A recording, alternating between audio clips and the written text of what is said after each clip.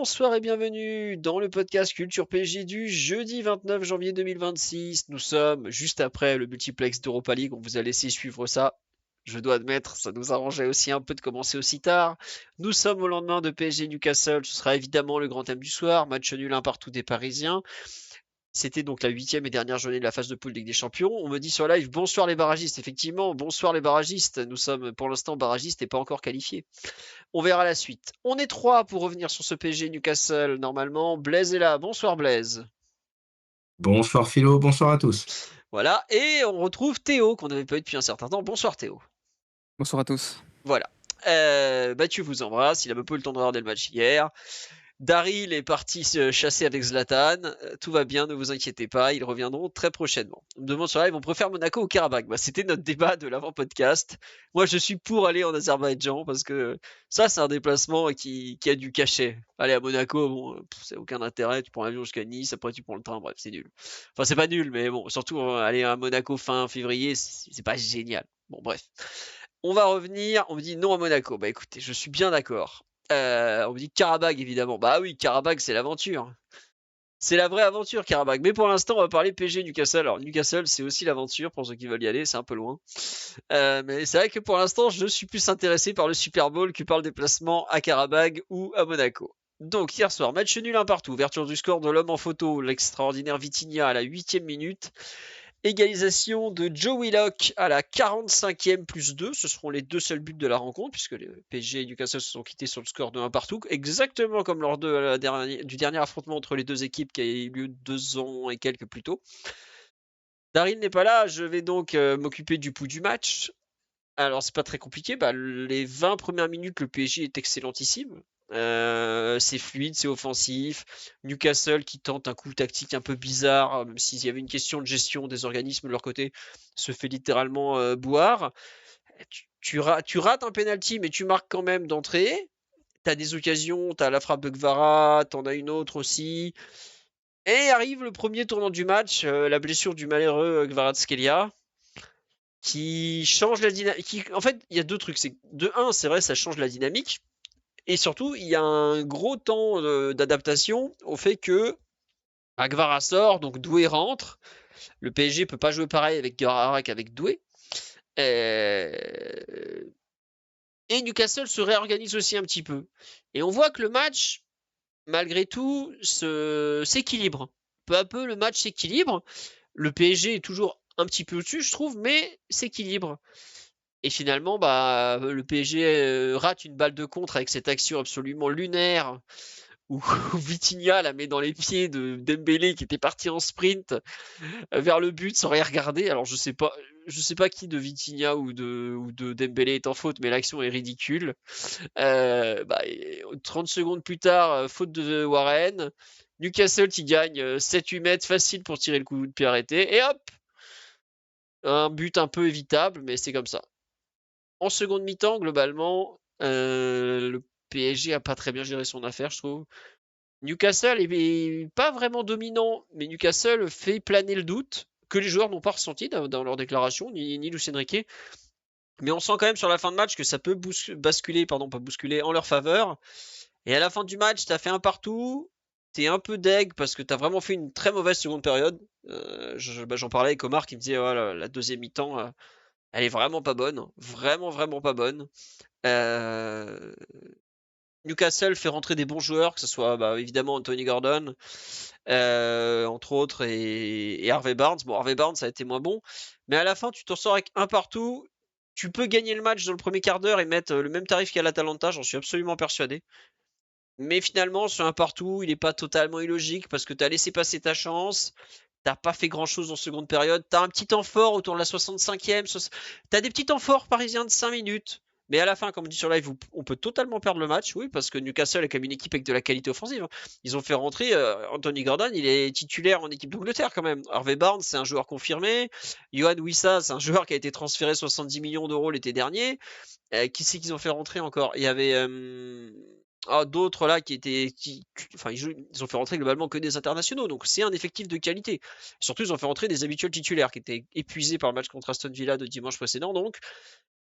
T'as un sale goût en bouche, honnêtement. Des matchs nuls où tu sens que t'es vraiment Bah, t'aurais pu gagner, mais plus le temps avançait, moins ça allait en ta faveur, et à la fin, t'y croyais pas vraiment, en fait, gagner. Faut être honnête, qui d'entre nous avons cru vraiment qu'on pouvait l'emporter en fin de rencontre?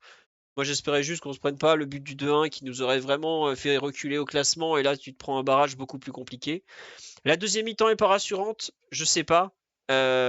Si c'est pas rassurant, si c'est compliqué, il y a quand même des circonstances pour expliquer un peu tout ça, mais c'est vrai que l'impression de désunion dans le jeu à la fin, surtout moi je trouve qu'il y avait une impression de lignes qui se distendent fortement. Mais bref.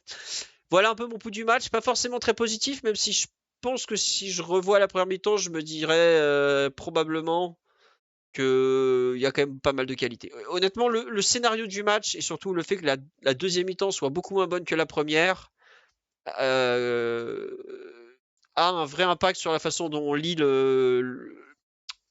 le souvenir qu'on garde en tête est un peu vicié par ce déroulement du match où on est bien meilleur au début qu'à la fin. Alors, on a gagné une mi-temps, j'ai envie de dire qu'ils en ont gagné une autre. Match nul, bah voilà, chacun prend un point et sera barragiste. Blaise, Théo, sur le match en général, avant qu'on se plonge un peu sur les questions collectives puis individuelles. Ouais, Blaise. Ouais, ça rejoint un peu ce que tu dis. Et pour reprendre une formule que tu avais utilisée, je crois, lundi, c'est que, encore une fois, un match du PSG, on peut le séquencer. Tu as bien parlé, effectivement, du début de match, qui est sûrement, en tout cas, même au-dessus de ce qu'on avait pu produire contre Atalanta en termes de rythme. Mais ça, on en parlera en termes d'occasions générées. Bah, il y a toujours les constantes qu'on voit là depuis ces dernières semaines et même plus globalement, pardon, depuis le début de saison. Et puis, euh, et puis après, quand Guevara est touché, que Newcastle a l'occasion de se réorganiser, bah, le match, il s'équilibre un petit peu, même si la domination reste claire. Et en fait, c'est un peu ce qui bah, peut-être sera toujours notre point faible, vu le profil des joueurs, c'est que les équipes ont bien compris que face à nous, quand ils ont très peu de choses, bah, en fait, le moindre coup de pied arrêté, la moindre touche peut être une situation dangereuse. Et là, l'égalisation avant la mi-temps le prouve. Et puis après, ouais, c'est vrai qu'en deuxième mi-temps, et là, sans rentrer dans ce que j'ai, en tout cas pour moi, vu du match, c'est vrai que athlétiquement, les limites du moment ne permettent pas de refaire les prestations, notamment qu'on a pu faire contre les équipes anglaises l'année dernière. Et en fait, bah, le problème de ça, c'est que Newcastle ayant plus défendu qu'à l'accoutumée et donc moins, en tout cas moins attaqué, bah, ils ont ce profil d'équipe britannique et ils sont capables en fait bah, de se régénérer, de faire beaucoup de courses. Et en fait, quand ils peuvent, entre guillemets, s'économiser une grande partie du match, bah, bien évidemment que la menace planait. Mais ouais, le match, il a été assez frustrant. Après, ouais, il y a les grosses situations pour Newcastle, mais je comprends que les joueurs, entre guillemets, aient senti qu'ils étaient pas forcément à la portée d'une défaite hier. Ouais. Bah non, mais c'est vrai que dans les déclarations, Vitinha te dit ouais, on a fait assez pour gagner. Luis Enrique dit pareil. Je crois que c'est Joao Neves, pareil, qui dit bah non, bon, il y a pas de quoi. Voilà, on me dit avant on avait la possession et les kilomètres parcourus. Hier soir on a couru 15 km. Non, non, non, on n'a pas couru 15 km de moins. Je crois qu'on a couru 2 km de moins, 112 à 114. Ça s'est vu sur la fin de match, mais faut pas non plus abuser. C'est vrai que athlétiquement, on a senti Newcastle mieux gérer le match que nous. Et c'est là où, quand tu alignes pas mal de joueurs avec une forme un peu incertaine, je pense notamment à bah, Neves qui avait pas joué depuis un certain temps, Hakimi, tout ça. Bon, ça se paye un peu, quoi. Voilà. Théo, on t'a pas entendu. Ton ressenti un peu vraiment de supporter ou d'analyste comme tu veux sur le match où on a tout dit, on attaque un peu la partie collective. Ouais, bah moi je pense qu'on peut faire un peu la transition avec la partie collective parce que Vas-y. ce match, par rapport à ce que vous dites, ce match, il est effectivement, j'ai trouvé assez indissociable du fait qu'il y a eu deux matchs dans le match jusqu'à la sortie de Guevara tout simplement. Le 20e. Euh, ouais, la 20e minute. Euh, Là où j'ai vu que tu t'avais mis justement les 30 pensées, les statistiques des expected goals sur le site. Ouais. Euh, Et juste pour nuancer un peu cette partie-là, qui je pense a indexé aussi les réactions de Luis Enrique à la fin du match, j'ai regardé un peu et à la sortie de Guevara, on est déjà à 1,20 XG. Ouais. Sur le match. Et donc sur la suite du match, si on fait le calcul, On est à on est à 1,32. 1,2 face à 1,03 Mm. contre Newcastle. Donc la domination territoriale qu'on a eu forcément par la possession et nos possessions assez hautes, elle est un peu à nuancer à ce niveau-là, j'ai trouvé. Et pourtant, je trouve que justement, les 20 premières minutes, on a été vraiment très rafraîchissant et très vivant par rapport à la dynamique collective des derniers matchs, avec pas mal de variété de pertinence dans les déplacements, à l'image de la longue possession qui précède le but de Vitinha. Et ça, vraiment, en restant très simple et très sobre, ce que je trouve qu'on a du mal à faire sur la reprise et depuis les retours de Dembélé et de Doué qui, je trouve un peu en surjeu Mm. par moment. Et simplement, sur les 4 premières attaques placées du match, on se procure 4 occasions. Il y a le penalty provoqué par Barcola, il y a le but, il y a une fausse transition où on trouve de la vitesse grâce à Barcola. Et je crois que ça se termine par Gvara dans la surface, si je dis pas de bêtises. Et il y a la belle remise de Warren pour Dembélé, Ouais. qui frappe côté gauche. Et donc ça, on a vraiment, je trouve, sur ces premières minutes-là, réussi, enfin, vu le PSG qui fait ce qu'il sait faire de mieux, à savoir déséquilibrer par les positions de ses joueurs dans des petits périmètres et avec du mouvement en haut et en bas, attirer et changer de rythme depuis une position basse. Et d'ailleurs, ça, je trouve qu'on a vraiment bien exploité l'approche de Newcastle qui, avec ses deux centraux excentrés, donc Dan Burn et Thio, sortaient pour matcher le plus un au milieu de terrain. Et on a très bien joué avec le fait de soit fixer, soit de les faire sortir très haut pour toujours attaquer l'espace dans ce premier temps-là.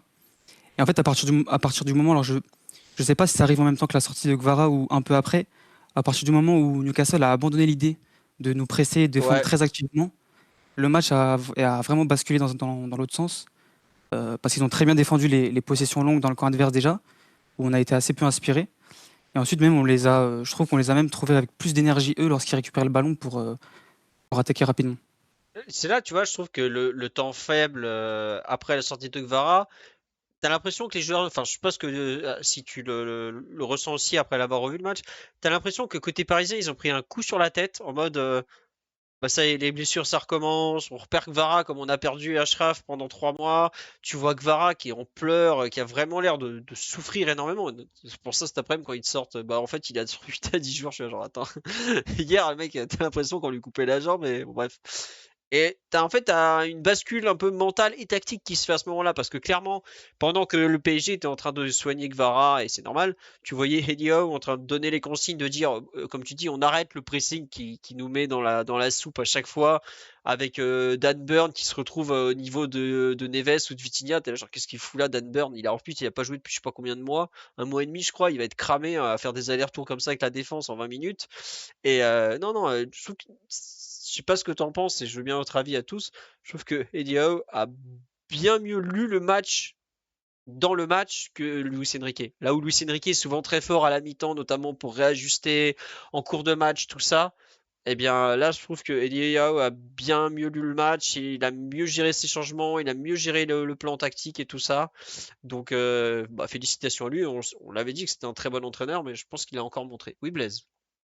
Ouais, non, mais c'est intéressant que tu parles de ça, parce que même là, tu l'as dit, on parle encore de la première mi-temps, effectivement, ce réajustement au niveau de la position défensive et surtout des attitudes défensives de Newcastle ont permis à son équipe de rééquilibrer le match et d'avoir, en fait, ce qu'ils étaient venus chercher, c'est-à-dire pas forcément beaucoup d'occasions concédées, le PSG qui a le ballon, mais toujours dans des positions inconfortables, ou en tout cas moins confortables que ce qui avait pu être auparavant.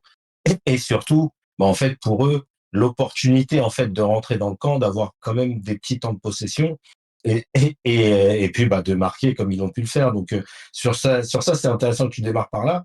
Et même dans le match, hein, on en parlera effectivement, je pense aussi. La sortie de Barcola tôt, en tout cas plus tôt que certains, euh, a montré peut-être que sur ce match-là, comme tout le monde, hein, il n'a pas forcément été très inspiré, et peut-être en fait oui, piégé aussi par ce que les gars ont fait de bien par le passé, quoi. Ouais, ouais, Théo, tu veux compléter, j'ai l'impression. Attends, je sais pas où il est passé. Ouais, bon. On va reparler peut-être des changements après, mais c'est vrai que la sortie de Barcola, qui était, je pense qu'on est d'accord tous, d'assez loin le meilleur offensif parisien. Bon, c'était compliqué de faire autre chose, mais dans la dynamique du match, t'as quand même un peu de mal à l'accepter. Mais on va en parler un petit peu après, si je peux me permettre. Sur la façon dont le PSG a mal géré sa seconde période, je dirais. Est-ce que Théo, tu veux compléter ton analyse? Parce qu'effectivement, comme tu dis, il y a les 20 premières minutes, c'est du jeu simple, c'est fluide, c'est direct. Moi, je te dis honnêtement, j'ai revu cet après-midi pratiquement tout le premier quart d'heure de PSG Atalanta où on en met deux, je sais plus. J'ai revu les 20 premières minutes d'hier, mais on n'a rien à envier, hein. Franchement, c'est le même jeu fluide, offensif, combinatoire, ça déboule de partout, la défense, c'est plus qui suivre et tout. Il y a beaucoup en commun. Alors, par contre, la deuxième mi-temps, oh là là. Ouais, Théo. Non, ouais, ouais, je suis d'accord avec toi. Bah, les 15-20 premières minutes, c'est peut-être les 15 meilleures 20 premières minutes euh, De depuis, 2026, hein. depuis un certain temps, ouais, depuis 2026 au moins déjà. Ouais. Et on peut peut-être même remonter à décembre pour ça. Mm. Mais ouais, après en deuxième, il y a quand même, je crois, 5 bonnes minutes au retour des vestiaires où justement on arrive à trouver de la vitesse, on arrive à trouver de l'allant. Mais ensuite, on retombe un peu dans cette possession stérile et, euh, et assez pauvre techniquement, j'ai trouvé, Ouais, très dans les pauvre. derniers gestes. Bah, Dembélé et Doué qui caractérisent ça. Et, euh, et puis Barcola a fait un bon match, mais bah, a le déchet qu'il a habituellement. Donc on est un peu limité à ce niveau. Et puis j'ai trouvé aussi dans cette idée d'attaque haute et placée qu'on aime et qui bah, a fait notre réussite à un moment aussi, c'est que le pressing à la perte était très long à mettre en place. Il y avait des moments de flottement un peu à la perte de balle. Et Newcastle, eux, bah, c'est une équipe qui est verticale et qui est forte là-dedans et qui fait sa réussite en Première Ligue avec ça. Eux, ils ont été bah, bons dans ces moments-là pour combiner, court et sortir. Et c'est quelque chose qui facilite pas le volume d'occasion pour Paris, parce que bah, le contre-pressing reste quand même un, euh, Une une base. façon de créer des occasions aussi, d'asseoir une domination sur le match en imposant un rapport de force.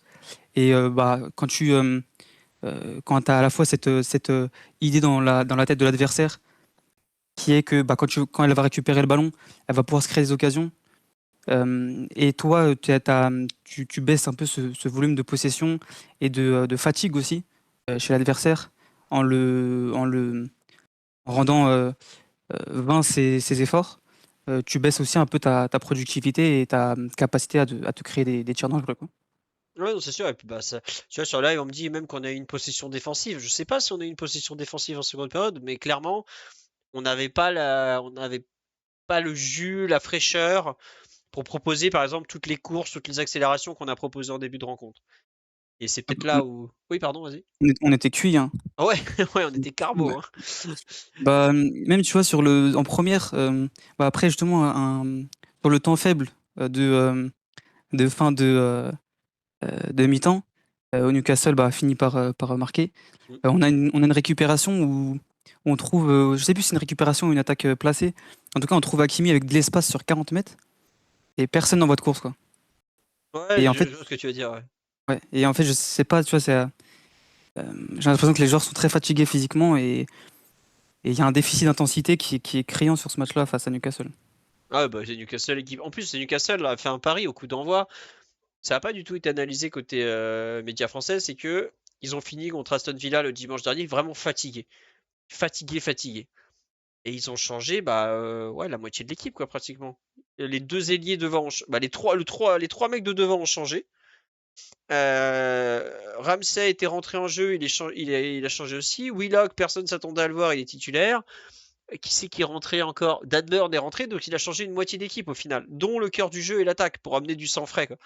Et c'est vrai que ça s'est vraiment vu, ça s'est vraiment senti, je trouve.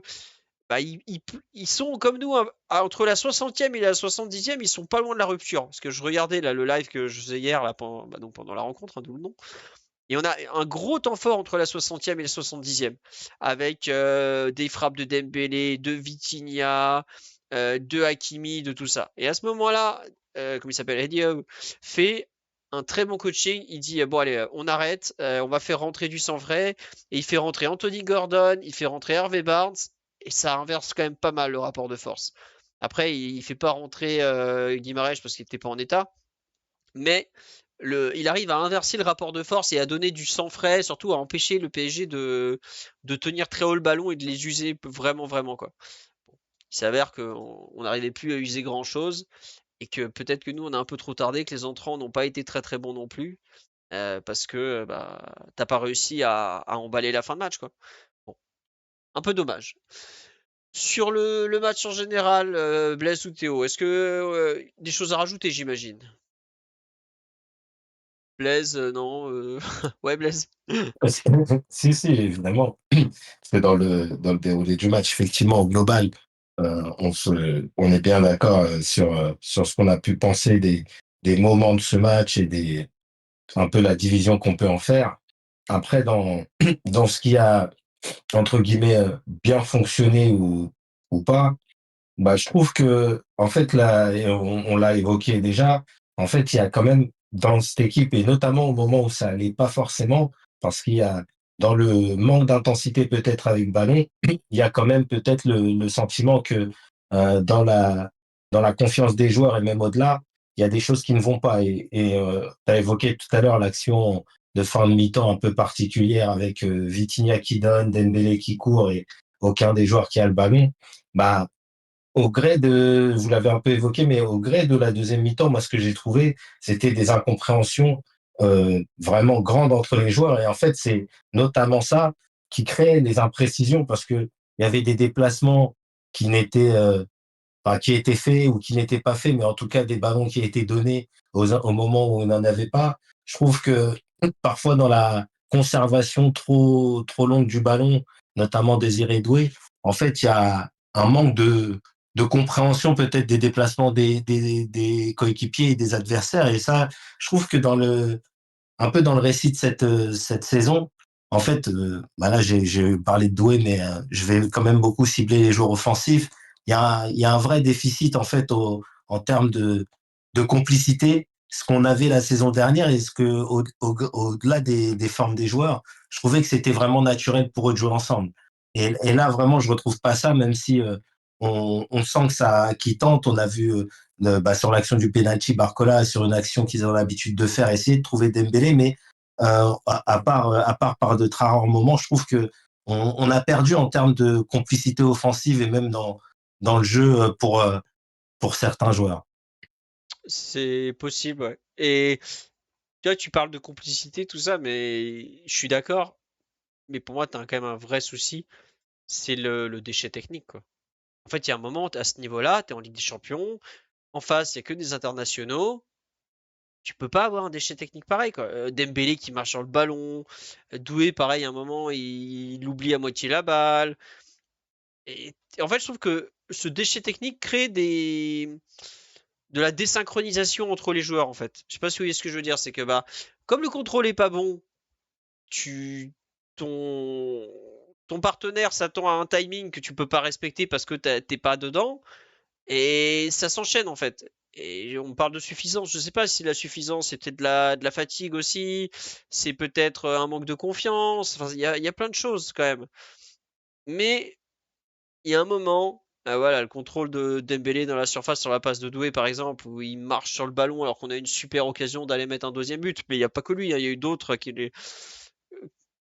Voilà, on cassait le rythme de nos propres attaques par nos erreurs en fait, en permanence. En permanence, en permanence, en permanence. Et au bout d'un moment, tu es contre une bonne équipe, parce que Newcastle, on peut dire ce qu'on veut, ça fait des années qu'ils sont à un certain niveau de performance, ils viennent du championnat le plus compétitif de la planète, ils sont bons quand même. Et tu peux pas en fait te permettre ça, quoi. Ou alors il faut que tu sois plus propre devant les buts, ou que tu aies au moins une action sur deux. Mais nous, pratiquement une action, ouais, pratiquement toutes les actions, il y a un moment, il y avait un. À part au début du match, à chaque action, tu avais un joueur qui allait faire un truc qui gâche un peu l'action en fait. Et au bout d'un moment, tu peux pas les enchaîner, les enchaîner, les enchaîner et croire que d'un coup ça va passer quoi. Non, il faut. Ligue des Champions, comme je dis, ça se joue au millimètre. Voilà, ça se joue au millimètre, ça se joue dans le bon timing, dans le bon tempo. Et on n'a pas fait ça, quoi. Enfin, je sais pas, Théo, Blaise, en revoyant le match, je sais pas si vous l'avez revu d'ailleurs. Moi, je sais qu'en direct, ça m'a énormément choqué le déchet technique, quoi. Ouais, non, mais je suis d'accord avec toi. Et ce qui est en plus paradoxal, c'est que contrairement à beaucoup de nos matchs et même au global à beaucoup d'équipes, c'est pas dans le temps fort, le temps très fort où on jouait assez vite que les ballons étaient perdus. C'était justement quand il y avait, on va dire, un peu plus de contrôle et notamment peut-être un peu moins de temps, mais en tout cas, bah, le niveau technique doit être bien plus fort que ça. Donc ouais, je suis d'accord avec toi. Il y a beaucoup d'actions effectivement où, bah, en fait, les choses sont bien faites, mais quand tu ralentis ta course parce que tu marches un petit peu sur le ballon ou que ton contrôle il est mal orienté, évidemment que face à une équipe comme Newcastle, bah, le temps d'avance il peut être très vite perdu. Ouais, et tu vois, par exemple, ce qu'on dit sur live, et c'est très vrai, c'est que la sortie de Kvara a fait très mal, parce que lui, pour le coup, il était dans un soir de Coupe d'Europe où techniquement, tu sais qu'il est là, il est bien concentré, le ballon bouge pas, et voilà. Et c'est vrai que ça rappelle un peu ce qu'on a fait contre le Sporting. Combien de fois contre le Sporting, voilà, bah, Dembouz qui marche sur le ballon, Doué qui fait une petite touche de trop, comment il s'appelle, Barcola, pareil, tout ça. Voilà. Bon, il y a un moment à ce niveau-là, c'est pas possible de faire ce genre de choses. Faut que ça, comment dirais-je, faut que ça soit plus fluide. Donc bon. Théo, d'un point de vue approche générale, ça t'a choqué un peu ce côté manque de fluidité par déchet technique ou Blaise et moi on en fait trop, tu trouves? Non, non, je suis totalement d'accord avec vous et je l'ai mentionné tout à l'heure, pour moi, c'est une des raisons principales de la difficulté à se procurer des occasions sur le match. Après, encore une fois, pour rejoindre à la fatigue physique, je pense que c'est un très bon indicateur et c'est même un meilleur indicateur Mm. de la fatigue des joueurs que le manque de course par moment ou la difficulté à défendre certaines possessions. En fait, à ce niveau-là, quand tu es fatigué et que tu as 2 secondes pour agir, la fatigue physique prend le dessus et la fatigue mentale aussi, à l'accumulation des matchs et de la compétition, et bah, te fait rater des gestes parfois simples, quoi. Mm. Mais sinon, après, globalement, ouais, je suis totalement d'accord avec vous deux. Ouais. Non, mais c'est intéressant ce que tu dis sur la fatigue parce qu'effectivement, bah là on est fin janvier, on a quand même beaucoup enchaîné en janvier. Attendez, je vais vous compter combien de matchs on a joué en janvier, mais je pense que vous allez être surpris. 1, 2, 3, 4, 5, 6, 7, c'est le huitième match de janvier quand même. Bon, ça commence à faire pas mal. Septième, pardon. Le huitième, ça sera Strasbourg ce dimanche, mais c'est plus janvier. Enfin. Et j'ai l'impression que ça pèse, sachant on a eu pas mal de déplacements, surtout bah on est parti au Koweït et tout. Enfin bref, quelle histoire ça aussi. Euh, il va falloir effectivement retrouver. Pour moi, il y a une part de fatigue, comme tu dis. Il y a aussi une part de confiance où il va falloir la retrouver. Et c'est vrai que c'est ça qui est terrible, c'est que la fatigue engendre du déchet qui se répercute ensuite sur la confiance. Et t'es un peu dans un mauvais cycle. Donc, il va falloir inverser ça. Mais bon, la bonne nouvelle, c'est que malgré tout, en ayant fait un match. Enfin là, on est quand même beaucoup en train de critiquer le match. Je suis assez d'accord avec Vitinha et Luis Enrique dans le fond. T'as quand même de quoi le gagner, quoi. Il y a un domaine où vraiment on a été très inférieur. Je trouve que c'est les coups de pied arrêtés. Mais bon, les mecs, ils font tous 2 mètres, hein. Là, tu joues contre une forêt de baobab, bon, c'est compliqué, quoi. Mais Après, ouais, oui. après, le but encaissé, moi, je trouve ça un peu scandaleux quand même. La Pour nous, manière dont on le défend, ouais. ouais. Ah bah, le nombre d'erreurs sur Euh, le but, bon. En fait, c'est surtout que après, je vais jamais remettre en question la préparation de match du staff, mais euh, Newcastle, c'est une équipe qui joue toujours ses coups francs de cette manière-là. Euh, Même en première ligue, parfois c'est Nick Pope qui prend le ballon au milieu de terrain et qui envoie un long ballon dans la surface. Et là, le fait que déjà dans un premier temps, sur le premier temps du but, on est un peu étrangement désaligné. On essaie de jouer le hors-jeu, mais pas vraiment. Marquinhos, c'est le seul joueur sans référence, mais il part en dernier, il est trop court pour dégager le ballon proprement. Et ensuite, sur le second ballon, en fait, tous les joueurs suivent le ballon. Il se retrouve à 5 autour de Dan Burn, qui fait 2 mètres et, Ouais. et de haut but, donc n'est pas un danger immédiat, mais par contre est un danger immédiat pour la déviation. Et personne contrôle les courses au second poteau, et même après Willock, qui arrive lancé sans être contrôlé, bah, tu as 5 joueurs second poteau qui sont tout seuls, quoi. Ouais, non mais. Et moi, franchement, même en direct, ça m'a choqué la manière dont on avait défendu ça. Surtout que face à une équipe dont on sait qu'elle est extrêmement dangereuse sur coup de pied arrêté, quoi. Ouais, et extrêmement dangereuse, extrêmement bien préparée. Enfin, ma thèse, et je veux bien que tu me donnes ton avis, Blaise aussi, c'est qu'en fait, je pense que sur ce coup de pied arrêté, ils ont tenté de jouer le hors-jeu. Et c'est pour ça que Pacho fait une demande de. Il tente en fait de jouer un hors-jeu. Mais ce qui tue le truc, c'est que Marquinhos dégage dans le mauvais sens. Et ensuite, je pense que Pacho est toujours dans son idée de jouer le hors-jeu. Et il essaye de le faire sur le deuxième temps avec la tête de Dan Burn. Sauf que comme Marquinhos a raté sa tête, la désorganisation est totale. Et après, bah, on est dans la panique alors que Newcastle est en train de réciter son football de coup de pied arrêté, quoi. Non, t'en penses quoi, Théo? Bah, c'est possible parce qu'on joue le hors-jeu d'habitude sur ce type de coup Ouais, franc. Mais bah, je pense que c'est ça, oui. Après, c'est juste la mise en application qui bah, est pas optimale sur c'est ce pas coup bonne. franc-là. Après, ça peut arriver. C'est pas rédhibitoire non plus. Mais ouais, on n'a pas su s'adapter quoi sur la surface quoi. Après, c'est la faiblesse du PSG aujourd'hui, donc c'est pas non plus extrêmement étonnant. Ouais. Blaise, tu veux rajouter quelque chose? Non, non, non, non, je voulais juste confirmer que oui, moi je l'avais lu de la même manière, c'est-à-dire que bah, c'était le hors-jeu qui était tenté. Après, ça explique absolument pas le manque de compréhension de ce qui avait été raté, parce que je pense que Marquinhos, lui, pour le coup, il a un bon réflexe. Il voit qu'il peut jouer, mais comme l'a dit Théo, effectivement trop court. Et en fait, à partir du moment où ça renvoie le ballon dans le mauvais sens, bah, les autres joueurs, bah, ils ont été bah, figés dans les positions qu'ils devaient avoir au départ théorique de l'action. J'ai envie de vous dire, on a été mauvais dans le situational football. Voilà, c'est comme ça que je traduirais la chose. C'est les moments où le plan ne peut pas être respecté, où il faut réagir avec intelligence, comprendre ce que le jeu appelle, ce que le jeu demande. Et c'était pas ce que ça demandait globalement, on a fait n'importe quoi. Après, il y a aussi eu des corners, oh là là, oh, j'étais pas serein. Mais c'est normal. Rien que ils ont Voltema 2 et Dan Burn, bon, entre les deux, tu peux tendre un, un filet de volet. Bon, non, c'est pas possible. On est trop petit. On n'a pas beaucoup de taille, donc on fait ce qu'on peut. Mais c'est vrai que dans les airs, on a un peu souffert quand même, quoi. Voilà. Dans les choses qui sont on a beaucoup parlé jeu tout ça c'est bien c'est pas si souvent en fait c'est pas si souvent qu'une équipe nous propose vraiment une opposition pareille donc c'est vraiment intéressant dans les trucs qui vous ont un peu plu déplu d'un point de vue collectif euh, je vais parler quand même en fait le changement la sortie de Barcola il a pas le choix parce que Doué est rentré à la demi-heure de jeu Barcola sort à la 70e. Mais ouais, il est dur à admettre, hein. Parce que quand tu vois le match que faisait Barcola et quand tu vois les petites crottes que Désiré Doué était en train de lâcher un peu partout sur le terrain, ah ça pique, hein. Franchement, Luis Enrique là, je sais, bah, il le sort parce que ouais, il a besoin de, il veut insérer du sang frais, tout ça, mais il y a des moments, est-ce que vaut mieux insérer du sang frais ou est-ce qu'il vaut mieux sortir celui qui te coûte le plus de choses quoi? Je comprends un peu son changement, mais j'avoue que je trouve que la fin de match lui donne tort en fait. Parce que le PSG a pas été beaucoup plus dangereux une fois qu'il avait sorti Barcola. Il aurait pu sortir Dembélé aussi, mais bon, sortir Dembélé pour Ramos, à ce moment-là, je préfère. Enfin, Dembélé, il a pas tout raté dans son match. Doué dans son match, oh là là, vraiment, c'est. Ah, il n'y a pas grand-chose à sauver, il faut quand même le dire, hein.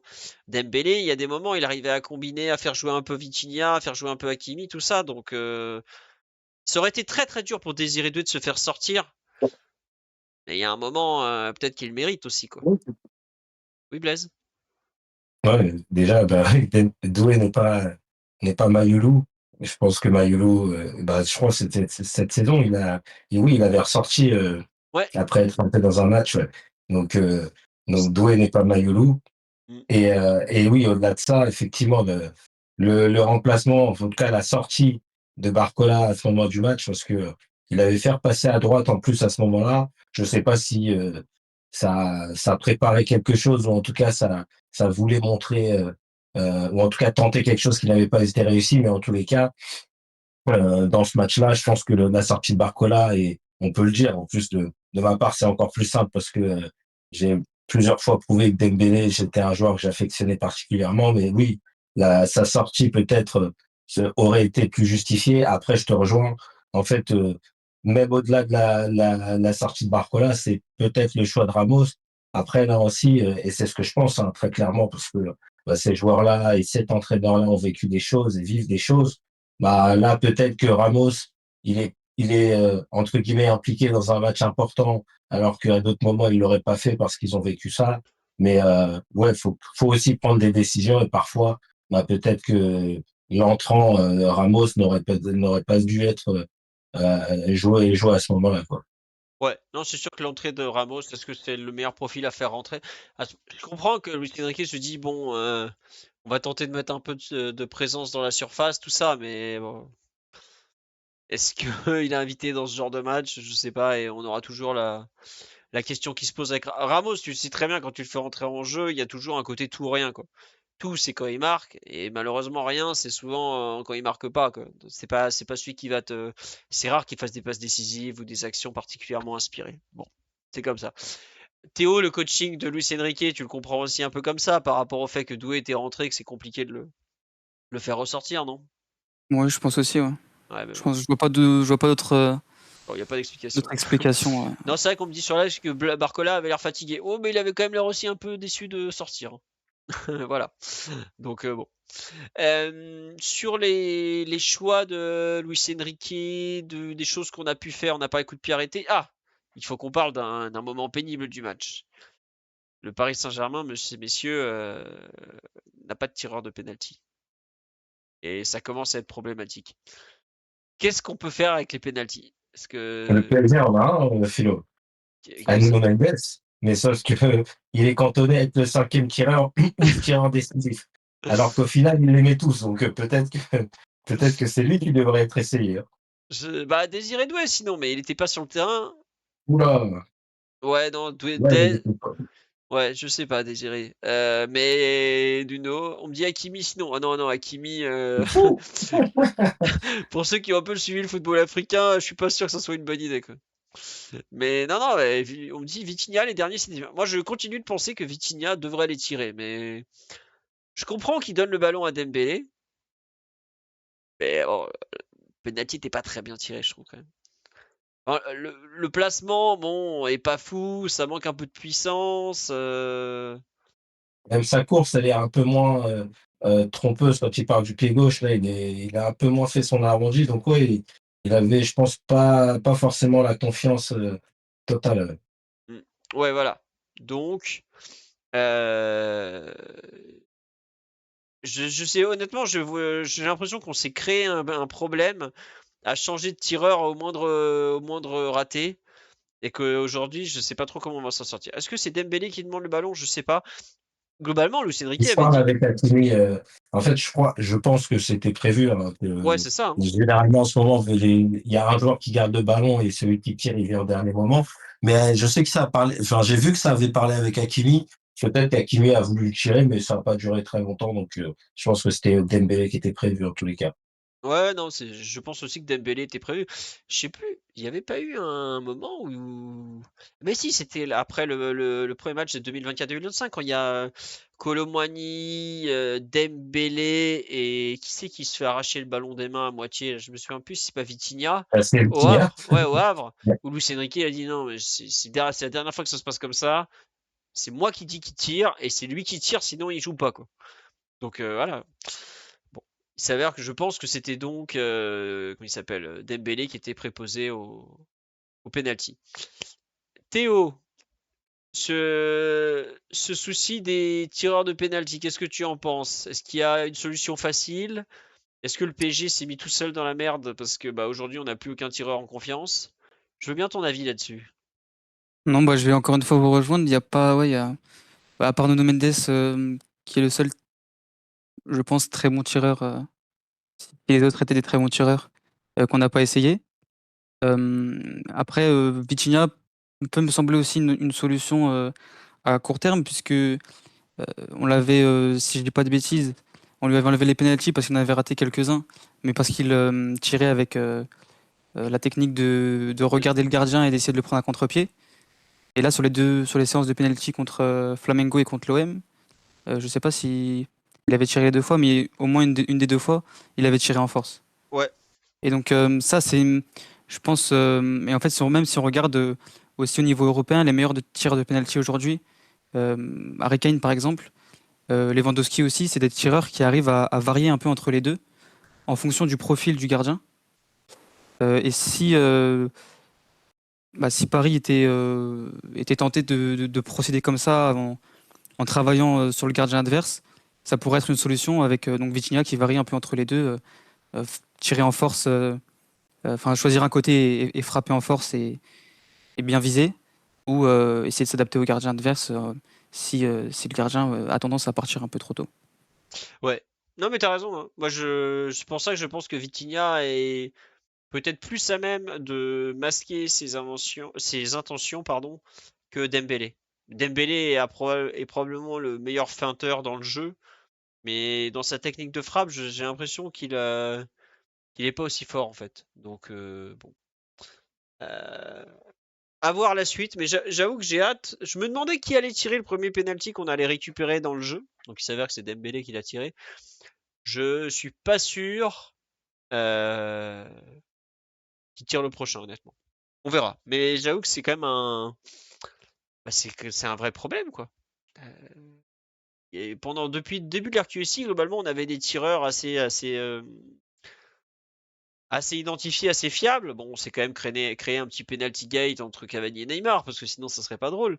Mais au moins, tu avais des joueurs un peu fiables et un peu sûrs jusqu'au départ de Mbappé. C'est bien le seul moment où il doit nous manquer d'ailleurs. Mais en tout cas, ouais, là, tu as un besoin d'identifier un tireur fixe, c'est sûr, et à qui tu donnes vraiment de la confiance. Je sais pas si ce turnover permanent du tireur fait des bonnes choses. Je crois que c'est Dortmund qui faisait ça il y a 3 ans avec comment il s'appelait l'ancien coach là? Ah, celui qui nous élimine là, que j'aimais bien, le l'allemand d'origine avec un nom serbe. Terzic, Voilà, Terzic. Terzic. Et je crois que Terzic, ou c'était encore avant, ils avaient mis un système, en gros, ils avaient une liste de 4 ou 5, et à chaque fois que il y en a un qui ratait, il passait au suivant. Et au final, les résultats étaient pas très bons parce que à chaque fois ça foirait. Et j'ai l'impression que le PSG est pratiquement passé à cette méthode. Je suis pas sûr que ce soit la meilleure, honnêtement. Pour moi, il vaut mieux responsabiliser un gars, lui faire confiance, il en rate un, deux, trois, bah tant pis. C'est notre tireur, il va continuer, on le voit, s'il est bon dans le geste, si la technique est bonne, et bah ça, il y a un moment, ça va revenir. Oui, Théo? Ouais, c'est pour ça que continuer avec Dembélé, c'est aussi une option, je pense. C'est Euh, possible. on a assez de doutes collectifs pour s'en créer un nouveau avec les penalties. Euh, Parce que bon, ouais, la responsabilisation, alors c'est des joueurs de haut niveau, mais il y a toujours un peu une ambiguïté. La responsabilisation sur le prochain tireur, elle va être encore au-dessus. Et si on on entre dans ce turnover-là, ça peut euh, créer des croyances un peu négatives à ce niveau. En plus de ça, je pense que Dembélé, c'est un joueur qui a quand même montré sur les dernières années être assez travailleur, être devenu très travailleur. Euh, et il y a une possibilité peut-être aussi de le développer à ce niveau-là en l'amenant un peu à varier ses tirs. Parce que là, c'est vrai que je regardais ses penalties, en fait, ceux qui marquent, il les tire tous au même endroit. Mm. Donc c'est Oui, pour ça, non, je pense aussi que Pope saute de ce côté-là hier. ouais. Non, mais c'est vrai que et tu vois, je trouve que est-ce que c'est pas le premier qui rate en finesse? Parce que je sais qu'il en a raté en force en tirant au-dessus, mais de mémoire, c'est le premier qui rate en tirant un peu en le plaçant, quoi. Les deux autres, il avait tiré trop fort, il avait arraché la barre transversale. Bon, ça peut. Il a voulu changer de technique de frappe et peut-être que c'est un joueur qui cherche encore ce qu'il doit faire sur coup de pied arrêté dans cet exercice un peu particulier, quoi. À suivre, mais effectivement, ce penalty raté nous a fait peur. Pourquoi il tire jamais pied gauche? Ah, bon, ça, là, le jour où Dembouz sera justifié de son ambidextrie, je pense que il aura fini sa carrière. C'est pas assez Dembélé Enfin, ouais, non, il y a que lui qui peut expliquer ça. Mais je sais même pas s'il saurait l'expliquer. Sur l'aspect collectif, est-ce que vous voulez rajouter quelque chose, Blaise, Théo? Ou pour vous, on a à peu près fait le tour? Globalement, il y a un thème de l'analyse collective qui va forcément déborder sur les perfs individuels. Donc, oui, Blaise. Non, non, mais c'était pour préciser, parce que effectivement, tu l'as dit tout à l'heure, on a quand même parlé de choses plutôt négatives, mais en première mi-temps notamment, et même à un certain moment de la domination en seconde période, il y a quand même des choses très positives dans le jeu parisien. Et je vais citer pêle-mêle sans forcément rentrer dans le détail, mais on a su par moments ressortir le ballon de grande qualité, et je comprends pourquoi Luis Enrique s'est rapidement agacé quand Safonov tentait de jouer long, parce que il y avait Kvara qui a réussi en fait à dévier ou à contrôler le ballon, mais sinon on sait que généralement il est perdu. Donc ça a plutôt bien fonctionné. Il y a aussi des phases où on les a complètement empêchés d'aligner deux passes dans leur camp, très près de leur surface. Et ça reste aussi une chose qui fonctionne bien malgré les doutes et les semaines et les résultats un peu aléatoires. Mais ces dernières semaines, notamment, il y avait le but contre Lille. On arrive par moment à retrouver ce dynamisme pour presser et donc pour enfermer l'adversaire à plusieurs. Mais oui, non, il y a quand même des bonnes choses dans ce match, même si au-delà du résultat, et il y a la position perdue, et ça, effectivement, ça restait un des enjeux de ce match. Ouais. Non mais oui, tout n'est pas à jeter. Mais c'est vrai que la deuxième mi-temps, qui est donc forcément celle qui reste le plus en tête, on fait un match que tu as vite envie d'oublier, quoi. On va passer au perf individuel, puisqu'il y a quand même eu un choix. Non, je voudrais remercier les summers avant. Donc, merci à Fran75, qu'on embrasse forcément. C'est notre marraine un peu, vous pouvez pas comprendre. Merci à Nan Commando et merci à Aurel BJ75 et à Monsieur Oiseau. Ça, c'était le podcast d'avant-match. On passe donc au fameux choix de Luis Enrique, à savoir, tu viens de le dire, le tsar de retour dans les buts. Et Lucas qui découvre le banc de touche du Parc des Princes. Comment vous interprétez ce choix avant de discuter du match de Safonov? Comment vous pensez pourquoi Luis Enrique a choisi ça? Je veux bien votre avis, que ce soit Théo ou Blaise. Comment il en est arrivé à se dire bon, il revient d'un mois et demi de blessure, enfin un gros mois de blessure. Il a 3 séances d'entraînement, on va le mettre titulaire. On me dit brutal comme changement, ouais. J'avoue que je m'attendais plutôt à le voir à Strasbourg ce dimanche. Et le fait qu'il y a une scène, on le voit avant la rencontre, où il met son gant, donc le gant côté gauche évidemment, à la main cassée, avec beaucoup de précautions, tout ça. Il y a on le voit à la fin, sa main, elle est archi bandée quand même. Je me demande à quel point il a joué en étant à 100%. Il y a l'arrêt en 2 temps là, sur une frappe très quelconque de, je sais plus si c'est Miley comment il s'appelle, ou Willock. Mais c'est pas normal. Je suis un peu perplexe et je pense que Luis Enrique, dans sa tête, il réfléchit à un truc très simple. Qui me donne le plus de chances de gagner? Et bon, il paraît qu'on a perdu un match au Sporting où Chevalier est pas très bon. Il a dit bon allez, j'en ai marre, quoi. Il y a quand même une rupture dans la relation Luis Enrique-Chevalier entre ce qu'il fait depuis un mois et demi et ce qu'il lui a fait comment ça s'appelle, pendant 4 mois où il l'a titularisé aveuglément, tout ça. Oui, il a pleuré un peu pendant l'hymne de la Ligue des Champions. Oui, après il est un peu émotif, c'est pas grave, hein. C'est pas le premier à avoir été un peu émotif pendant l'hymne, tout ça. Mais on me dit il va perdre les deux là. Safonov, je vois pas comment il peut le perdre en fait.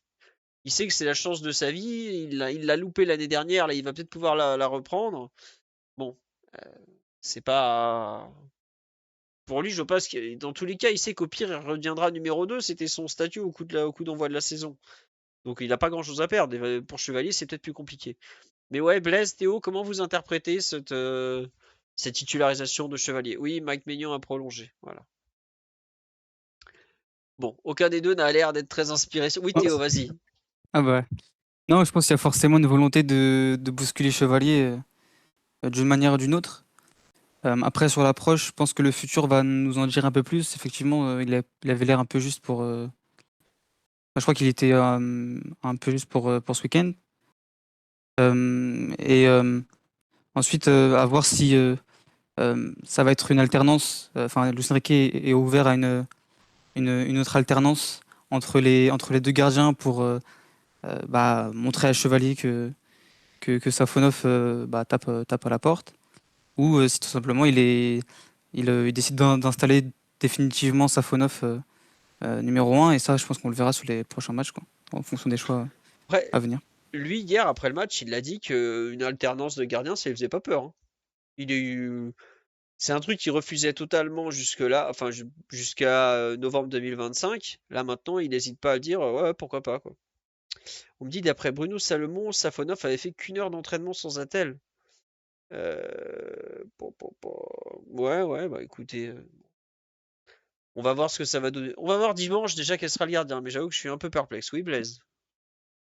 Ouais, bah déjà, tu m'apprends, en tous les cas, selon Bruno Salomon, de sacrées infos, parce que j'avoue que c'est très surprenant qu'il ait fait qu'une heure d'entraînement et qu'il soit lancé comme ça, puisqu'il a été arrêté pour une blessure. Mais ce que ça dit beaucoup, et je pense que ça rentre aussi dans la réflexion de Luis Enrique, c'est comme tu l'as dit, en fait, Safonov, il était déjà là l'année dernière. Il a fait beaucoup d'interviews pour rappeler que lui, être numéro 2, ça l'intéressait pas et qu'effectivement, je pense que dans sa tête, il n'a rien à perdre. Et le staff sait que les minutes qui peuvent être données, il essaiera d'être à fond. Donc, pour piquer Chevalier, bah, je pense que c'est la meilleure option dans le sens où lui, par contre, s'il plonge après ça, c'est qu'effectivement, en tous les cas, il avait rien à faire sur le terrain au Paris Saint-Germain. Donc, c'est peut-être un pari gagnant-gagnant. Après, pour revenir sur sa performance, la blessure peut expliquer des choses parce qu'il y avait il y a quand même eu des imprécisions dans le jeu de gardien. Je veux pas forcément parler du jeu au pied parce que il s'est assez vite corrigé et même en première période, quand il a perdu quelques ballons, bah, il en a quand même donné des plus intéressants que Chevalier qui avait été soi-disant recruté pour ces qualités-là.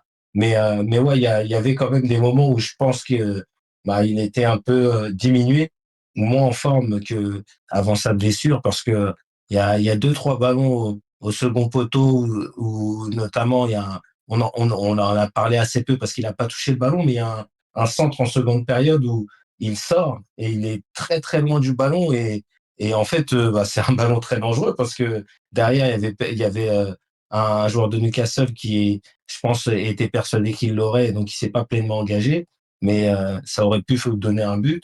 Il y a cette action en première période où il veut pas forcément la mettre en corner, je pense pour des raisons évidentes, mais il la relance en fait sur Willock, je crois, qui reprend. Et, euh, et puis bah après, il y a aussi ce but encaissé quand il y a l'action où l'attaquant Newcastle est hors jeu, Ouais, où j'ai bien l'impression qu'il est assez lent pour se coucher et que le ballon il passe en dessous. ouais, c'est ça, ouais. Donc ouais, c'est entre guillemets dans la dynamique de groupe quelque chose d'assez intéressant, mais je suis pas persuadé. En tout cas, après, il était peut-être pas à 100%, donc ça peut nuancer le jugement qu'il est totalement éteint le débat. Ah non, enfin, le débat, il est pas éteint. Non, mais c'est sûr.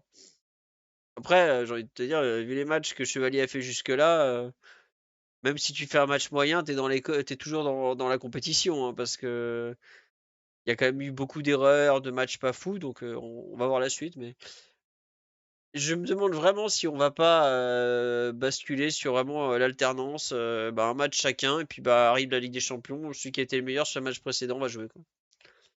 C'est un peu fou comme façon de faire, mais bon. Ah, Luis Enrique est pas du genre à être prêt à. Il est bien du genre à faire ce genre de choses. C'est pas tranché, c'est pas ce qui lui fait peur globalement, quoi. Et on lui dit Safonov est attachant. Oh non, il a l'air super cool, hein. Je pense que c'est un bon gars, hein. Il y a des très bons échos, hein, comme quoi il est sympa, il est marrant et tout. J'ai l'impression qu'il a quand même pas mal d'humour. Mais bon, après, bon, c'est la compétition de haut niveau aussi, hein. Faut quand même avoir conscience que les types, ce qu'ils veulent, c'est jouer, hein. Ils sont pas là pour se faire que des copains, hein, non plus, hein. Donc voilà.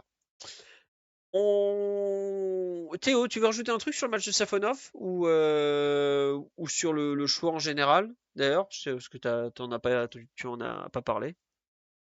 Non, non, rien à ajouter là-dessus. Bon, très Je bien. crois que c'est un match correct qui justifie, en tout cas pas pour l'instant, le fait de le. Même s'il y a évidemment des petites errances, le fait de le reculer dans la hiérarchie. Mais À Non, voir. un match Tiens, correct, globalement, ouais. tiens, question sur le live. Du coup, d'après vous, qui va jouer le barrage? Chevalier ou Safonov? Ah, c'est une bonne question, hein. Ouais, Blaise. C'est loin, hein. C'est vrai que Franchement, c'est dans 3 semaines pile, donc c'est à la fois loin et très court. Entre-temps, on va jouer à Strasbourg, on va jouer Marseille. Je me demande si on va pas jouer aussi. Non, c'est pas à Rennes qu'on va. Attendez, je vous donne les matchs. On va à Strasbourg, on reçoit Marseille, on va à Rennes le 15, et ensuite on a le barrage aller le 18. Alors 17 ou 18.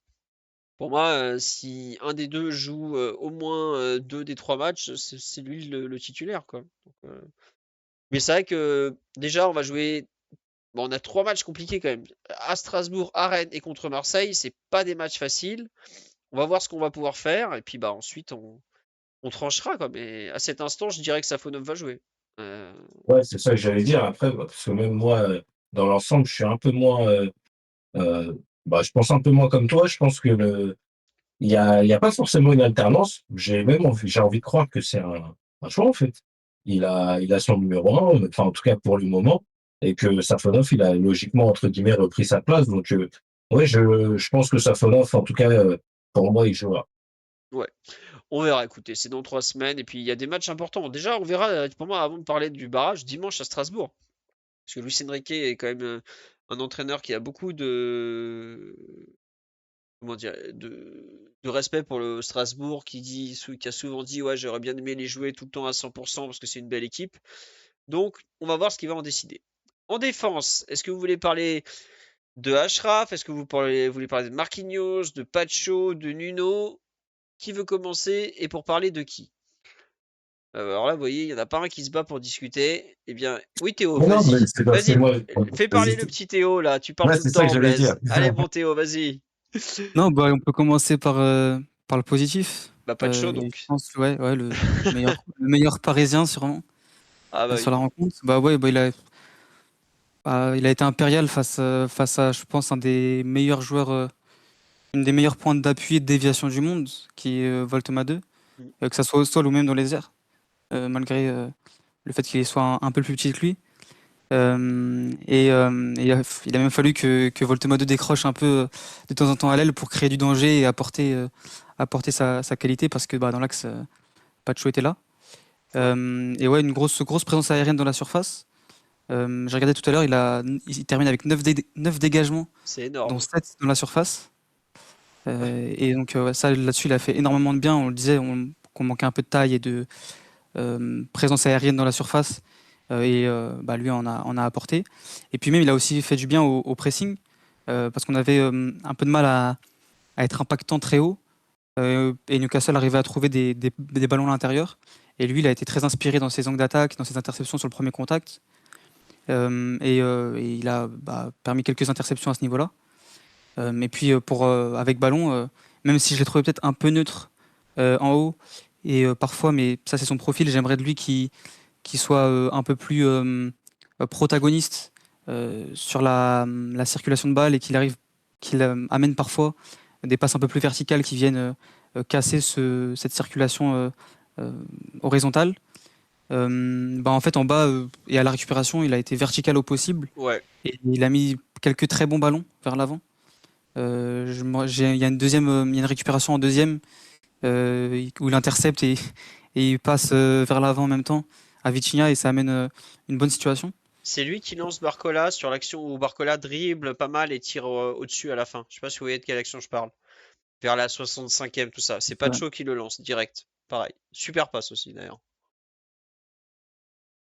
Vas-y, Théo. Ah, mais t'avais peut-être fini, Non, mais j'avais fini, ouais. d'accord. Non, Ah non, ouais, mais bon match de moi, sa part, franchement, et puis meilleur parisien sans doute sur la rencontre, notamment par son approche, enfin son impact défensif dans un match qui a été un peu difficile pour nous à ce niveau-là. je te rejoins.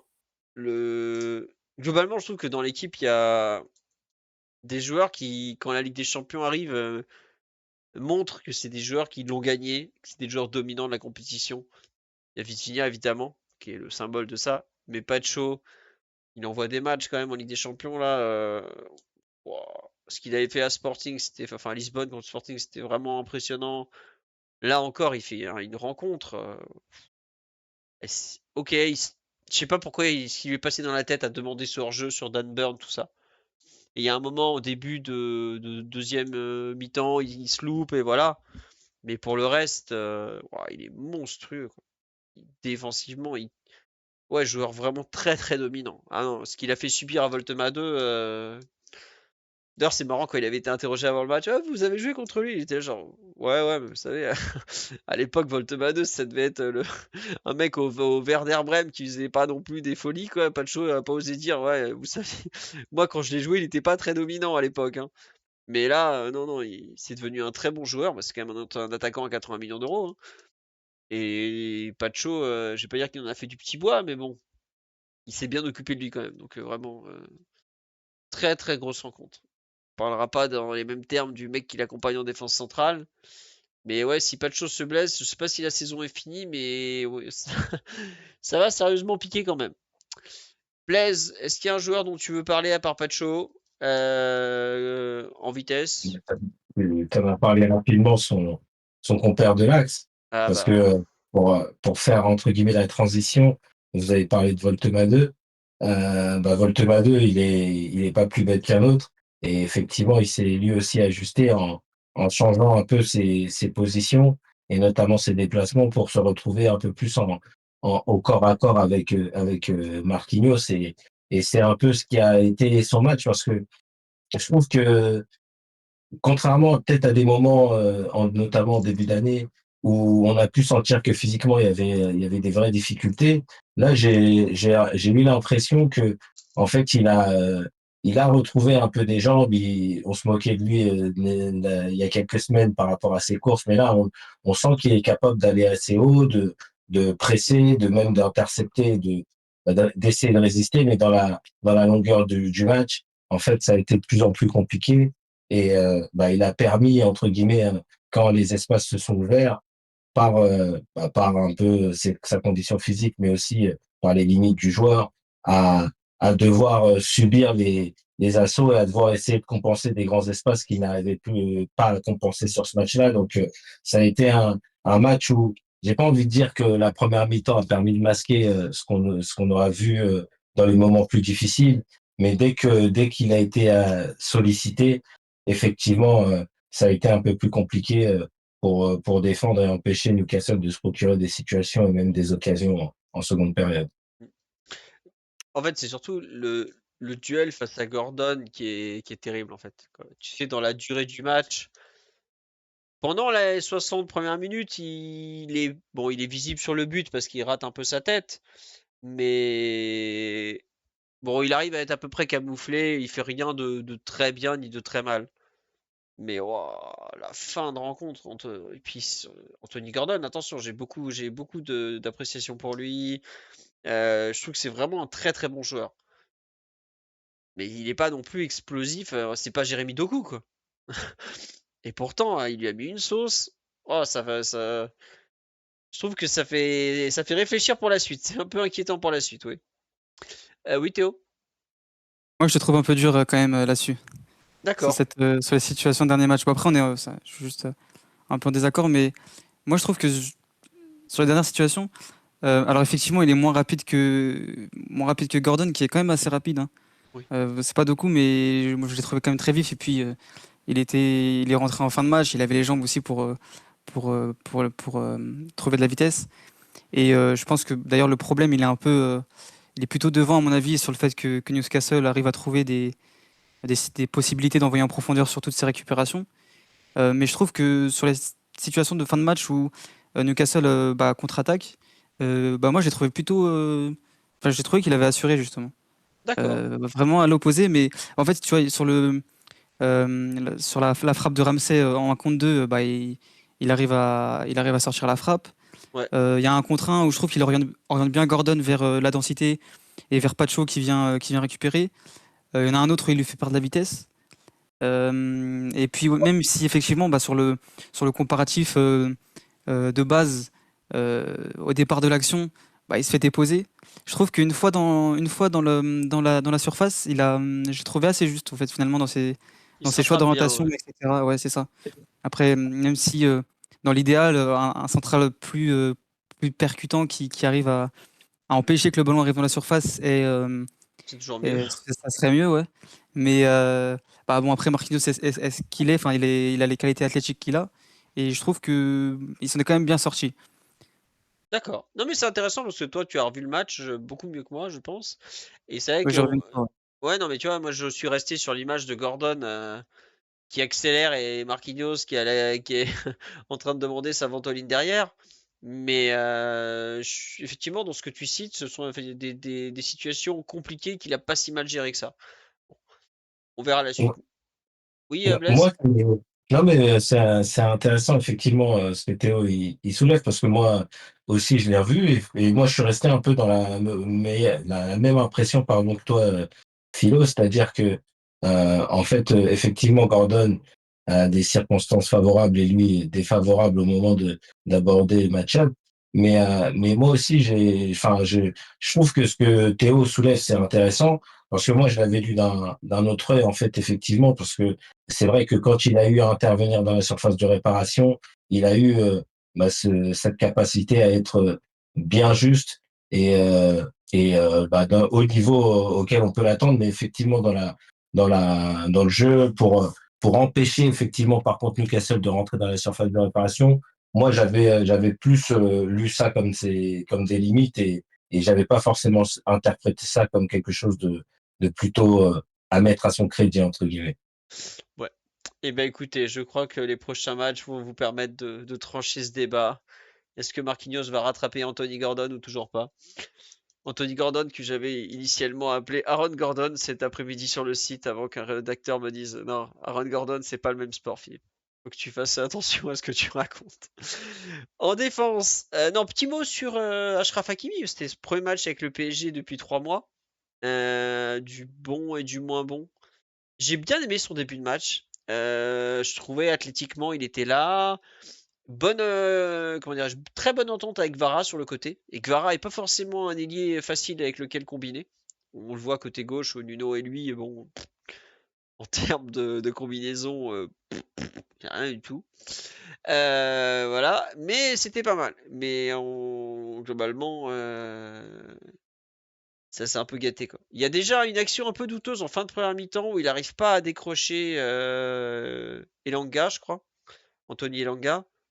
Et la deuxième mi-temps, en fait, on me dit sur live, Hakimi a eu 30 minutes d'autonomie. Et ça, j'avoue que oui, il y a un peu de ça. Autonomie ruizesque en terre bavaroise, pour ceux qui se rappellent de ce grand moment. Et je comprends pas en fait, parce qu'il a joué 4 matchs avec le Maroc, dont 2 matchs de 120 minutes. Comment c'est possible qu'il soit aussi cramé après 50 minutes de Ligue des Champions, quoi? Enfin, j'ai dit 50, mais c'est peut-être encore un peu moins, non? Euh, Non, j'avoue que je comprends pas pourquoi il a fini aussi cuit, quoi. Parce que la fin de match, il y a vraiment plus rien. Mais même, je trouve que dès la fin de la première mi-temps, on voit il est dans le dur. Donc, ouais, Blaise. Ouais, non, mais je suis d'accord et je pense que après, j'ai pas situé le moment où il a été un petit peu moins bien, mais je pense que ouais, il est pas prêt, même il a pu enchaîner les matchs. Euh, il y a un jeu très différent et il y a beaucoup moins de courses pour lui, sans ballon notamment avec le Maroc. Donc, je pense il continue à parfaire. Et je pense il y a aussi on peut le voir dans son jeu. Il reste quand même de l'appréhension, donc peut-être des douleurs persistantes, parce que oui, il y a quand même, il y avait du bon, mais notamment techniquement, il a été plutôt sûr, même si avec la fatigue, il a lui aussi perdu des ballons. Mais dans ce qu'il nous a toujours apporté dans le volume de jeu et surtout la justesse il fait des longues courses, il y avait quand même des choses qui montrent qu'il n'est pas à 100%. Ouais. Bon, on va à suivre dans les prochaines semaines pour le coup, parce que c'est vrai que lui, il doit se réadapter au PSG, il doit se remettre de sa grosse blessure à la cheville aussi. Voilà. Donc, à suivre. Mais c'est vrai que c'est rarement un problème d'endurance pour Hakimi. Et là, c'est pour une fois, je l'ai trouvé un petit peu en deçà.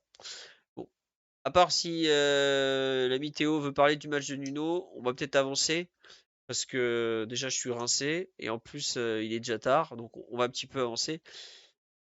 Non, il faut qu'on parle du match de Vitinha.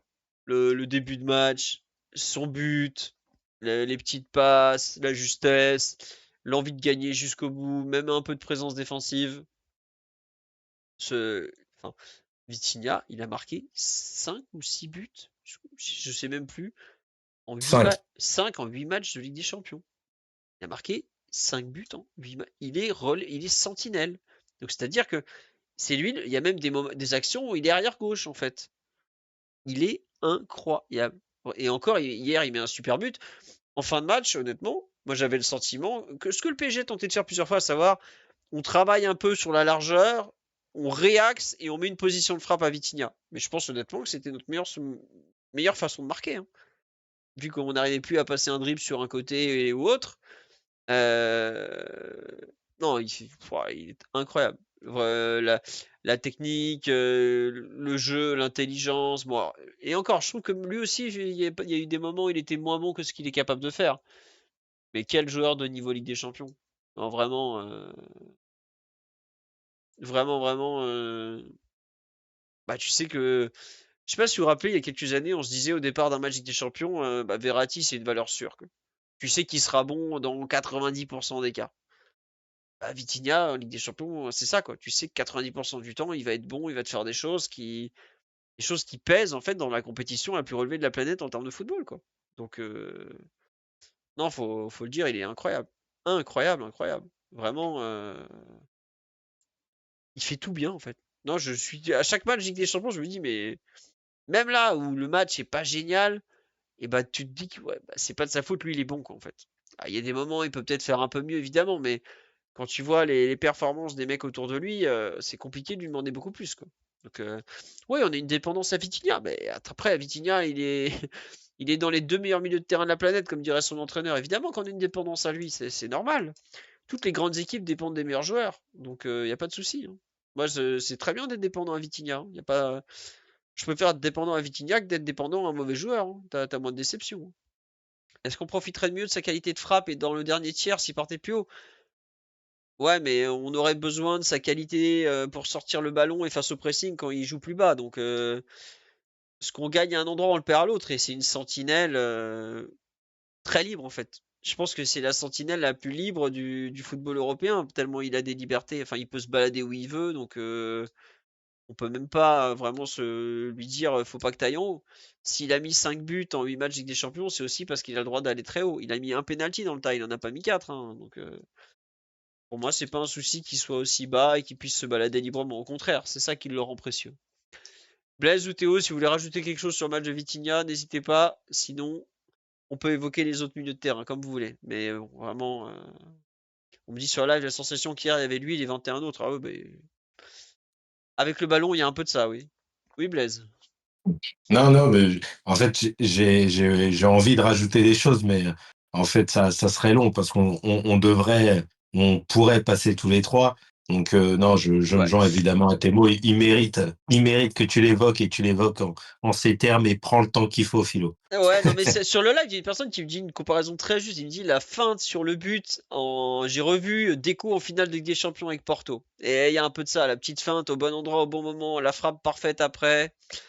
Non, non, il met vraiment, le but parisien est très très beau, je trouve. Dans la construction, l'idée, la technique, le mouvement, c'est vraiment un très joli but quand même. Oui, Sachant que sur le but, il est aussi à la première relance ouais, et au relais intérieur, la petite déviation externe du pied droit pour Hakimi qui enclenche le changement de rythme ensuite, hein. ouais. Il fait Oui. tout, ouais. Non, mais voilà, le mec il est à 3 endroits du but qui s'étale sur 70 mètres sur le terrain à peu près. Ah, qu'est-ce que tu veux dire? Il est trop fort. Il est trop fort. Non, mais t'as raison, Théo, faut le signaler. Parce que ça veut dire qu'il arrive à avoir un impact. Ça revient un peu au débat sur le positionnement. C'est que le mec, il joue un poste, mais il arrive à influer toutes les lignes, en fait. Il est au départ pour relancer, il est là en tant que relayeur. Enfin, il fait avancer l'action, il la relaye, et il la conclut. Il joue 6, 8 et 10 sur la même action. Bah, bravo, monsieur. Bravo, monsieur Victor. Vous êtes un très grand footballeur. Mais on va quand même passer à la suite. Parce qu'il est déjà minuit et quart. Est-ce que vous avez un mot à dire sur le Neves ou sur Warren? Oui, Théo, vas-y. Ouais, je veux bien parler de Warren un peu parce que moi j'ai vraiment bien aimé son match sur plusieurs points.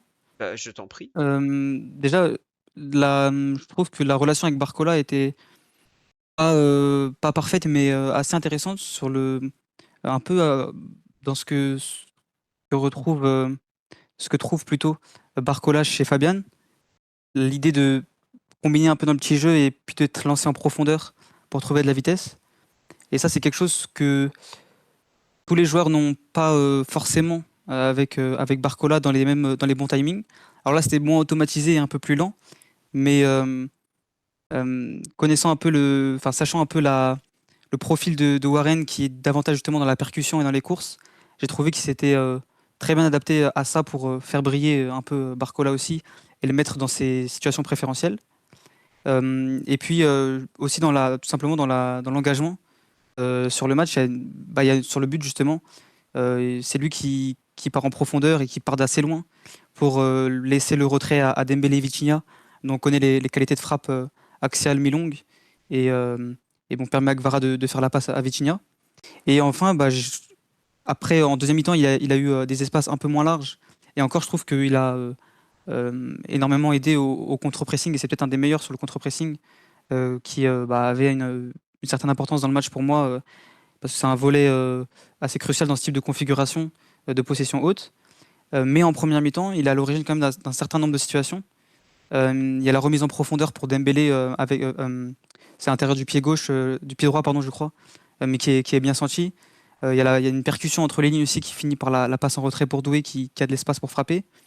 Et je pense aussi, ce que rejoint ce que je disais avant, c'est une petite passe en profondeur pour Barcola en première, je pense. Donc je trouve il était assez complet sur son match, même si défensivement, il a peut-être été un peu moins impactant que d'habitude. Et encore, il gagne un bon duel sur Miley ou Tonali en haut à droite, enfin en bas à gauche pour nous. Ouais. Mais ouais, assez complet. J'ai franchement bien aimé son match. D'accord. Non, mais c'est intéressant ce que tu dis sur la façon qu'il a eu d'attaquer, la bonne relation effectivement avec Barcola, qui est pas c'est pas forcément un point où on l'attend. Donc c'est intéressant de le savoir capable de faire ça. Ouais. Après, j'avoue que je vais pas vous mentir, il y a des moments sur ce match où je trouve que Fabien Ruiz nous a manqué. Mais je vais pas étaler mon ruizisme à cet instant du podcast et de la soirée. Mais je trouve que Warren a fait des très bonnes choses, mais il y a des moments dans notre façon de gérer nos temps forts et nos temps faibles. Il a peut-être manqué un peu de. Pas que lui, hein. Mais lui, Neves, Vitinha ont peut-être pas très bien senti le momentum du match, ce qu'il fallait faire à certains moments. Voilà. C'est un peu ce que je reproche à son match. Je l'ai trouvé par moments un peu spectateur, un peu spectateur en fait, alors il est fort. Il avait largement de quoi assumer les responsabilités offensives de certains, et je trouve qu'il s'est un peu trop effacé par moment. Mais bon, effectivement, il faudrait qu'il puisse se reposer un peu, Warren, quoi. Mais bon, après, c'est comme ça, hein. Il a 19 ans. Honnêtement, à 19 ans, ils ont une capacité de récupération qui est absolument monstrueuse. Donc, faut pas non plus s'inquiéter trop pour lui. Ça sera peut-être plus compliqué au mois de mai, juin, effectivement, à la Coupe du Monde. Il faudra voir dans quel état il est. Mais là, pour l'instant, il est une sorte de sommet physique dont il faut profiter, quoi. Blaise, tu veux rajouter un petit mot sur Warren? Tu veux évoquer très rapidement le match de reprise de Neves? Ou on passe aux choses qui fâchent? Bah, non, Warren, Warren, moi aussi, j'ai plutôt bien aimé. Je vois ce que tu veux dire, mais ça, c'est peut-être un problème plus global dans son jeu. C'est une implication un peu plus grande dans le jeu de son équipe, avec et sans ballon. Donc, sans ballon, il y a quand même les courses offensives à noter, mais je pense qu'il peut faire mieux en s'impliquant plus. Et ça, c'est peut-être une affaire de caractère plus que de ballon. Donc sur son match, j'ai pas forcément grand-chose de plus à rajouter. Après Neves, j'ai pas grand-chose à dire, sauf que dans ce qu'on a pu voir, j'ai envie de retenir le positif. Et en fait, ce joueur, il est très électrisant quand il doit aller récupérer le ballon. C'est toujours aussi positif. Donc j'ai hâte qu'il reprenne en forme parce que je trouve que c'est un joueur assez unique. Franchement, il est vraiment fascinant. Je trouve il a un côté électrique quand il s'agit d'aller récupérer le ballon dans le pied adverse. Même techniquement, il est très fiable. Non, j'aime tellement que ouais, j'ai envie qu'il revienne à 100% assez rapidement. Bon, écoute, on verra. Bon, il n'y a pas grand-chose à rajouter, hein. Les trois ont fait à peu près leur match. Je sais pas si c'est là qu'on le perd ou si c'est là qu'on le gagne pas, mais en tout cas, je pense qu'il y a plus de choses à dire sur les gens de devant. Est-ce qu'on commence par le positif ou on attaque le on en a gros? Non, mais Euh, on va parler de Désiré Doué. Ça y est, c'est bon. Là, je le vois en train de remettre ses chaussettes, on dirait Neymar.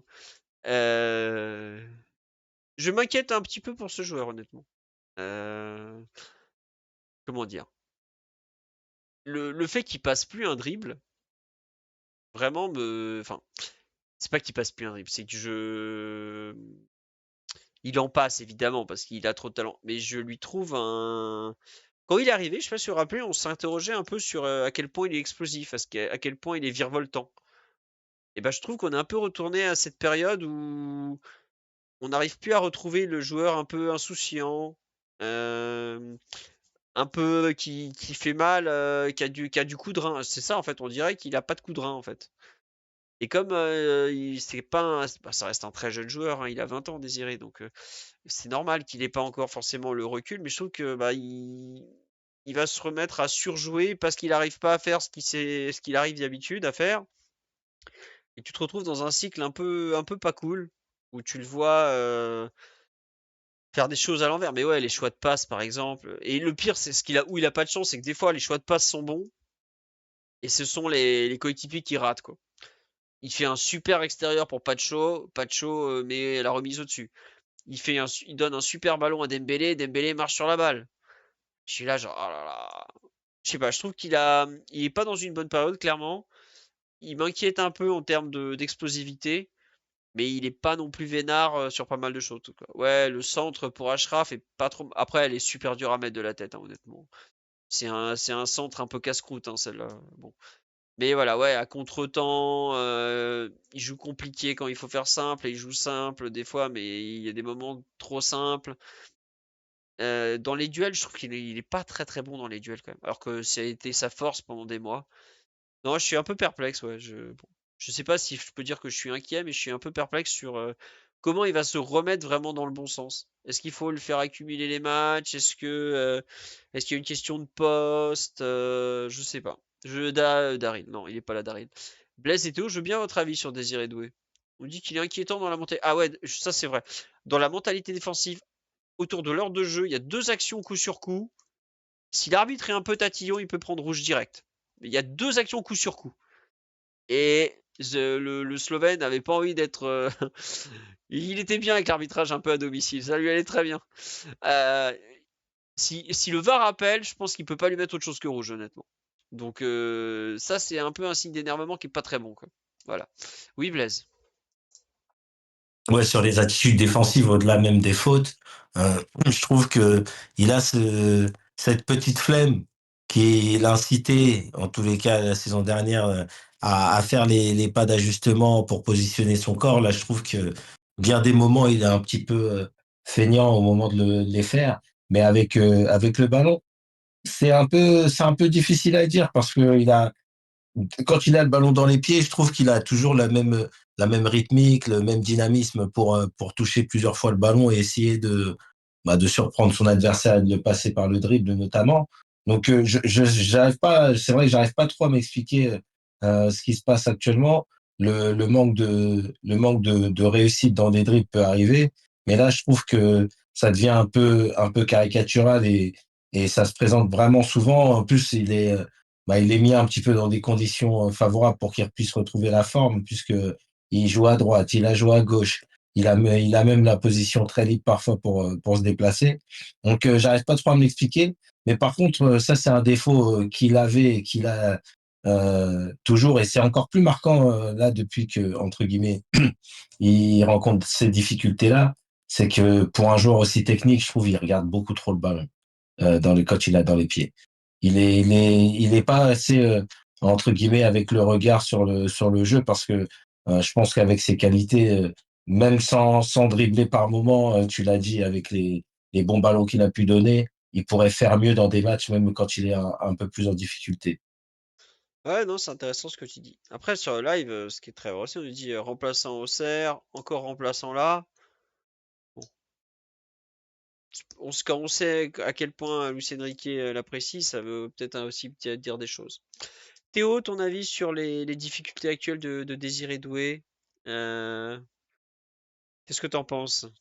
Bah, je vais encore une fois vous rejoindre sur l'inquiétude euh, par rapport à ce qui se passe, même si je pense que il y a encore du bon sur certaines situations euh, qui, qui montrent que le dos d'avant est pas parti. Non. Mais non, j'arriverai pas non plus à expliquer ce qui se passe de manière concrète. Après, je pense qu'il y a aussi une histoire de relation, on en a beaucoup parlé, parce que c'est le propre du jeu de Luis Enrique et de ce que demande cette équipe. Mais ce qui faisait sa réussite l'année dernière, je trouvais, c'était qu'il arrivait un peu à mixer cette mobilité qui lui était accordée, ces combinaisons courtes, ces relations avec les autres joueurs de l'effectif, avec un engagement presque de soliste, de joueurs qu'on isolerait sur l'aile et à qui on donnerait que des 1 contre 1 à jouer tout le match. Et je ne sais pas si son nouveau statut l'a éloigné de l'idée de créer des relations un temps et qu'aujourd'hui il n'arrive pas à les retrouver. Mais je trouve effectivement qu'il a du mal à cette saison à trouver le juste équilibre dans l'engagement et que comme tu l'as mentionné, il est parfois trop actif, trop optimiste et trop pour lui et parfois trop en précaution et pas confiant. J'ai en tête une situation où il est à 4 mètres du central sur une attaque rapide, une prise de vitesse. Et il fixe un peu étrangement avec des touches courtes, alors qu'il est assez loin du joueur, à 30 mètres des cages. Et il envoie un ballon sur le mauvais pied de Dembélé et ça stoppe l'action parce que Dembélé peut pas la contrôler, quoi. Et c'est le genre de situation que je trouve aussi assez inquiétante parce que c'est des signes d'un joueur pas forcément totalement en confiance et qui, pour l'instant, n'arrive pas à répondre aux contraintes de son nouveau statut, je trouve. Ouais, non mais ça, tu vois, la question du statut, je trouve qu'elle est intéressante parce que bah, il a été élu meilleur joueur de la finale des champions à 19 ans, il met un doublé, arrivé en équipe de France, Golden Boy, 14e du Ballon d'Or, même 3e chez Daniel Bravo, enfin un truc de malade quoi. Et là, d'un coup, il a le poids des responsabilités. L'an dernier, c'était l'insouciance, il avait rien à perdre, Doué l'an dernier. En fait, il avait même tout à gagner. Il fallait qu'il pique la place de Barcola ou de Guevara. Donc, il s'avère qu'il a plutôt piqué celle de Barcola, mais il avait rien à perdre. Il sortait du banc de touche. Cette année, il a un statut à défendre, un statut à assumer. On lui pardonne beaucoup moins de choses. Il est attendu de lui qu'il réponde, comment dirais-je, à tous les matchs en fait. Et il y a cette histoire de blessure enfin, il a pratiquement pas joué la première partie de saison, Désiré Doué. Attendez, j'ai l'impression je crois qu'il a passé ce mercredi la barre des 1000 minutes avec le PSG. Donc c'est ridicule, hein. Normalement, 1000 minutes, il y est il est où Désiré Doué? Voilà, 1103 minutes cette saison. On est pratiquement en février. Donc c'est rien du tout, 1103 minutes. Pour vous donner une idée, à titre de comparaison, Vitinha, on est à 2500. Warren à 2600. Bon, voilà, ça vous dit à quel point il a peu joué. Et il faut qu'il assume des choses, il faut qu'il arrive à retrouver de la fluidité, il faut qu'il arrive à retrouver. Ouais, il cherche un peu, je pense qu'il est en termes de footballeur, quoi, aussi. Donc, bon, bah, ça, je suis à la fois. Le talent, il l'a, hein. La technique, il l'a. La puissance, il l'a. La frappe, il l'a. Il est naturellement très doué. Après, il faut remettre tout ça ensemble, retrouver peut-être un physique qui fonctionne un peu mieux, qui lui permet de répondre à son style de jeu, qui m'a l'air quand même assez énergivore dans l'ensemble. Et ça reviendra, mais bon, aujourd'hui c'est compliqué. Est-ce que le fait de devoir repasser à gauche a desservi? Franchement, à droite il a été nul, à gauche il a été nul, en relayeur à Lisbonne il est catastrophique, à Auxerre en relayeur il est pas bon non plus. Je suis pas sûr que ça soit une question de poste, hein. Oui, Théo? La question du poste, tu y crois pas beaucoup? Excusez-moi, j'ai pas entendu cette Je, partie. je te disais, est-ce que la question du poste pour Doué a un impact ou tu as du mal à croire à cette thèse? Sur le match d'hier, je l'ai pas trouvé qu'il était à un poste si différent Oui. de ses bonnes performances de l'année dernière. Ah bah il était à son poste préférentiel même. Ouais, Donc, c'est ça. Ouais. c'est ça. Donc je pense pas. Après, moi je trouve que globalement, c'est un cas intéressant pour élargir un peu de la question collective Mm. parisienne et des joueurs qui ont du mal un peu à trouver de la régularité au sein même d'un match. Et je sais pas ce que vous en pensez, mais je me demande si la solution, enfin, si une potentielle solution est pas dans plus de sobriété et dans le fixer à une position, soit à l'intérieur, soit à l'aile, avec des situations qui soient plus précises et plus cadrées à jouer, au moins le temps de retrouver des sensations. Ouais, en gros, simplifier un peu les mouvements offensifs, faire des trucs peut-être un peu plus basiques pour qu'ils retrouvent de la confiance et après reliquider, enfin, rendre beaucoup plus liquide le jeu de position parisien, quoi, un peu. C'est un peu Ouais, ça c'est dans ça. l'idée. Ouais, Voilà, ouais. peut-être. Après, je suis pas sûr que Luis Enrique veuille renoncer à sa complexité maintenant qu'il a vu que son équipe était capable de jouer de cette façon-là, quoi. On verra déjà les prochains Ah, matchs, s'ils veulent faire jouer ou pas. Oui, pardon, je t'ai ça coupé.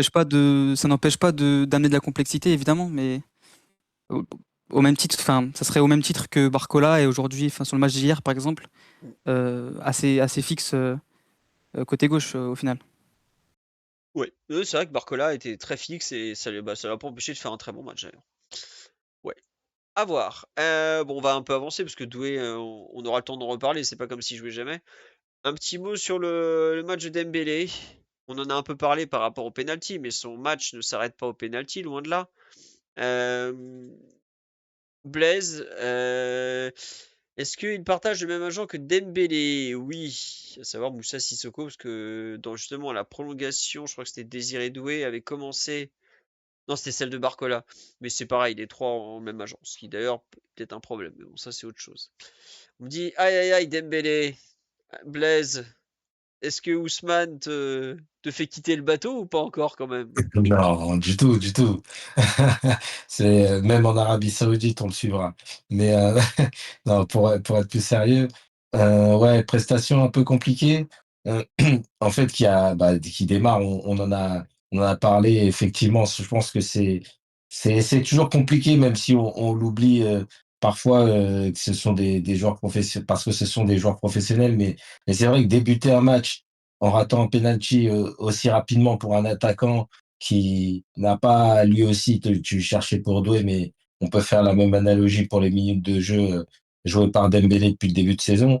Un attaquant qui est en recherche de statistiques, en recherche de buts, surtout avec comment dirais-je, des rumeurs ou des bruits sur une éventuelle prolongation, bah ça enclenche un match et ça engage une spirale qui n'a pas été positive. En fait, on l'a vu moins désonné que contre Lille notamment, et ça a été un peu plus positif pour le jeu parisien, notamment sur la très forte période de domination. Et puis après, en fait, il y a un moment où il est au duel, et il est touché à l'arrière, et à partir de ce moment-là, il se teste un petit peu. Et après, il disparaît beaucoup plus et ça devient plus difficile, même dans ce qu'il aime faire, parce que qu'il soit aléatoire face au but, malgré les statistiques de la dernière saison, moi, je continue à croire que Dembélé, c'est pas forcément est censé être le joueur qui va nous mettre 50 buts par saison. Par contre, je pense que on est tous en droit d'attendre et on s'attend tous qu'il puisse continuer à dribbler encore et encore. Et même dans cela, bah, on a senti que le premier contrôle, il était un petit peu moyen. Donc lui, il met plus de temps pour s'organiser, l'adversaire le cadre. Et donc là, choisir entre la droite, la gauche et prendre de vitesse dans un moment où il n'est pas forcément en confiance à ce niveau-là, bah, ça a donné ce match moyen qui s'est transformé parfois en match invisible et puis globalement en match mauvais, parce que Dembélé, c'est assez rare, même quand il n'est pas forcément très en forme et influent, qu'il soit dominé dans ce qu'il sait faire. Et là, pour le coup, il l'a été. Et en fin de match, il y a quelques bonnes actions, des ballons donnés quand il est repositionné à droite, et même une situation de frappe côté droit en angle fermé, mais qui Oh aurait pu là là. surprendre. Mais, ouais, pas fou. Bah, Vraiment pas un match fou. Et c'est le premier match de Stakabila, quand même, il faut le dire, depuis un moment.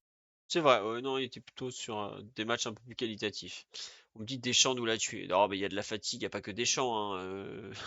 L'an dernier, le Cédric l'a aussi beaucoup utilisé. Mais c'est vrai qu'on parle aussi d'un éventuel contre-coup physique parce qu'ils ont beaucoup été absents. C'est possible. Faut voir. Mais c'est vrai que cette histoire de penalty raté d'entrée, j'ai l'impression que ça l'a déréglé face au but totalement. Vraiment, voilà. C'est dommage qu'il n'arrive pas à marquer sur la frappe excentrée après le relais avec Warren, parce que je pense que ça aurait peut-être changé la face de son match, lui redonner un peu de confiance et tout. Moi, j'avoue que je ne supporte plus de le voir marcher sur le ballon alors que c'est un joueur qui est quand même capable de jouer des deux pieds. Ça, c'est des moments où je comprends pas ce qui se passe, quoi. Ousmane, t'es un magicien de la conduite de balle et tu te retrouves à marcher littéralement sur le ballon, quoi. Enfin, ça me. Je sais pas si c'est mental ou physique, je pense que c'est un peu des deux, mais vraiment, ça fait partie de ces moments où je ne reconnais pas Dembouz. Mais bon, c'est comme ça. Théo, tu veux rajouter quelque chose sur le match de Dembélé? Peut-être que t'as des trucs que tu as vu que Blaise n'a pas évoqué, des aspects de son jeu qui doit peut-être changer. Euh, on me dit sur live comme Doué, Dembélé retour aux fondamentaux et ça va revenir pas trop inquiet. Non, mais même pour revenir un peu sur Doué, c'est pas de l'inquiétude, c'est plutôt l'inquiétude, elle est pas sur le joueur. Le joueur est trop doué au départ il va pas exploser en vol comme certains ont pu le faire. Mais l'inquiétude, c'est plus à quel moment il va redevenir ce joueur à 100% ou pas loin, qui exploite tout son potentiel qu'on a vu l'an dernier en fait. C'est plus ça l'inquiétude. C'est combien de temps avant de revoir le joueur à 100%.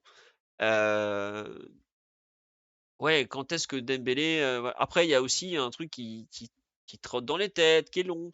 C'est tout ce qui est les histoires de prolongation de contrat quand même. On peut pas nier. Dembélé, il a 28 ans, il va avoir 29. Euh, Là, la prolongation qu'il signe, c'est l'avant-dernier contrat de sa carrière, en gros, quoi. Voire le dernier. Donc je comprends que ça le perturbe.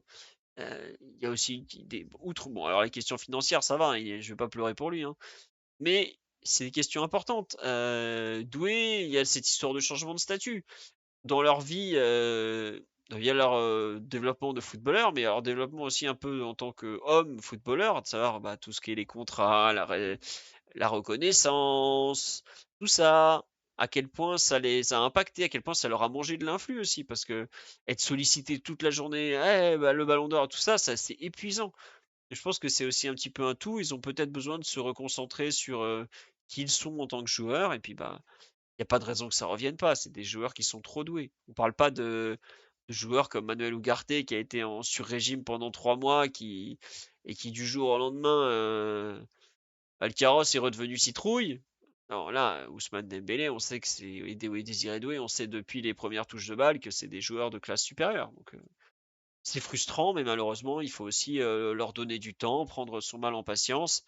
Et peut-être que dès dimanche à Strasbourg, ils vont faire un match où tu dis, ah ouais, là, ils sont bons quand même, hein. Ah, ça va vite le football, donc je les enterre pas, mais c'est vrai que je me demande quand est-ce qu'on reverra le meilleur des deux. Même si je pense que Doué a plus de travail que Dembélé sur ce point. Blaise, Théo, est-ce que vous voulez rajouter quelque chose sur ce PSG, j'allais dire Monaco, sur ce PSG Newcastle? Un petit mot rapide sur la suite, sinon? Inquiétant de passer par les barrages pour vous ou pas du tout? Tiens, Blaise, pour commencer. Non, non, parce que au final, j'aurais bien évidemment préféré ne pas avoir à les jouer, mais dans ce qu'a été ce match et plutôt la forme générale, on voit que, et tu l'as dit avec Pacho, avec Vitinha, on a les joueurs, je pense qu'ils vont pouvoir continuer à se mettre au niveau, et d'autres qui ont besoin de trouver la bonne forme, et ben il y a rien de mieux que les matchs, et les joueurs se motivent par des matchs, et même sur ça, parce on a parlé de lui un peu négativement, je mets des grandes guillemets, à savoir Luis Enrique. Mais ce qu'il dit, en fait, il dit beaucoup de choses. On sait jamais trop s'il pense pas, mais ces dernières semaines, il a quand même dit deux choses. C'est-à-dire que jouer des barrages, c'était peut-être la bonne chose pour son équipe. Et en plus de ça, il ne cesse de répéter qu'en match à élimination directe, son équipe est redoutable. Donc, je pense que cette équipe, elle a envie de vivre des grands moments. Elle sait les gérer. Et non, je pense que c'est pas une mauvaise chose, surtout que potentiellement les deux équipes qu'on pourrait affronter sont largement à notre portée. Ouais. Euh, Très bien. Théo, bonne ou pas bonne chose, toi aussi, sur les Ouais, barrages? Plutôt bon, non, toi je suis aussi? d'accord. Ouais, je suis d'accord avec Blaise. Bah, ça va être des matchs importants. Au même titre que l'année dernière, les matchs, enfin, la double confrontation contre Brest avait nous avait définitivement fait entrer dans la compétition après les débuts un peu compliqués mentalement et face au but.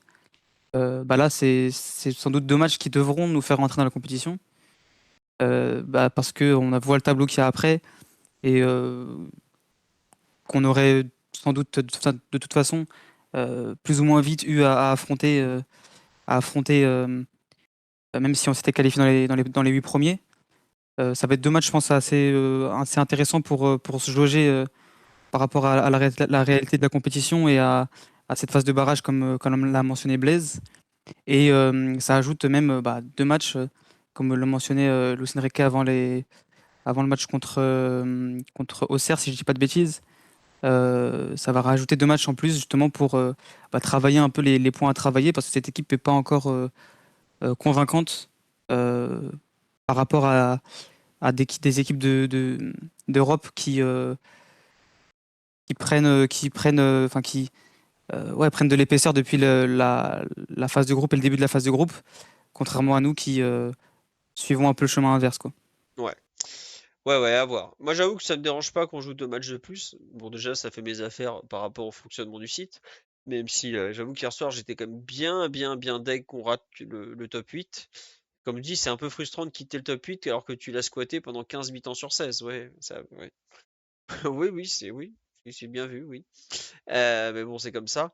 Euh, on est physiquement, on n'est pas cuitos. Je sais pas, mais en fait, effectivement, 2 matchs de moins, tu penses que c'est mieux, mais est-ce que si ça te permet de relancer des joueurs en leur donnant du temps de jeu, je sais pas. Honnêtement, je sais pas. Luis Enrique avait pas l'air spécialement inquiet de jouer 2 matchs de plus, au contraire, c'est même lui qui les souhaitait. Bon, on verra.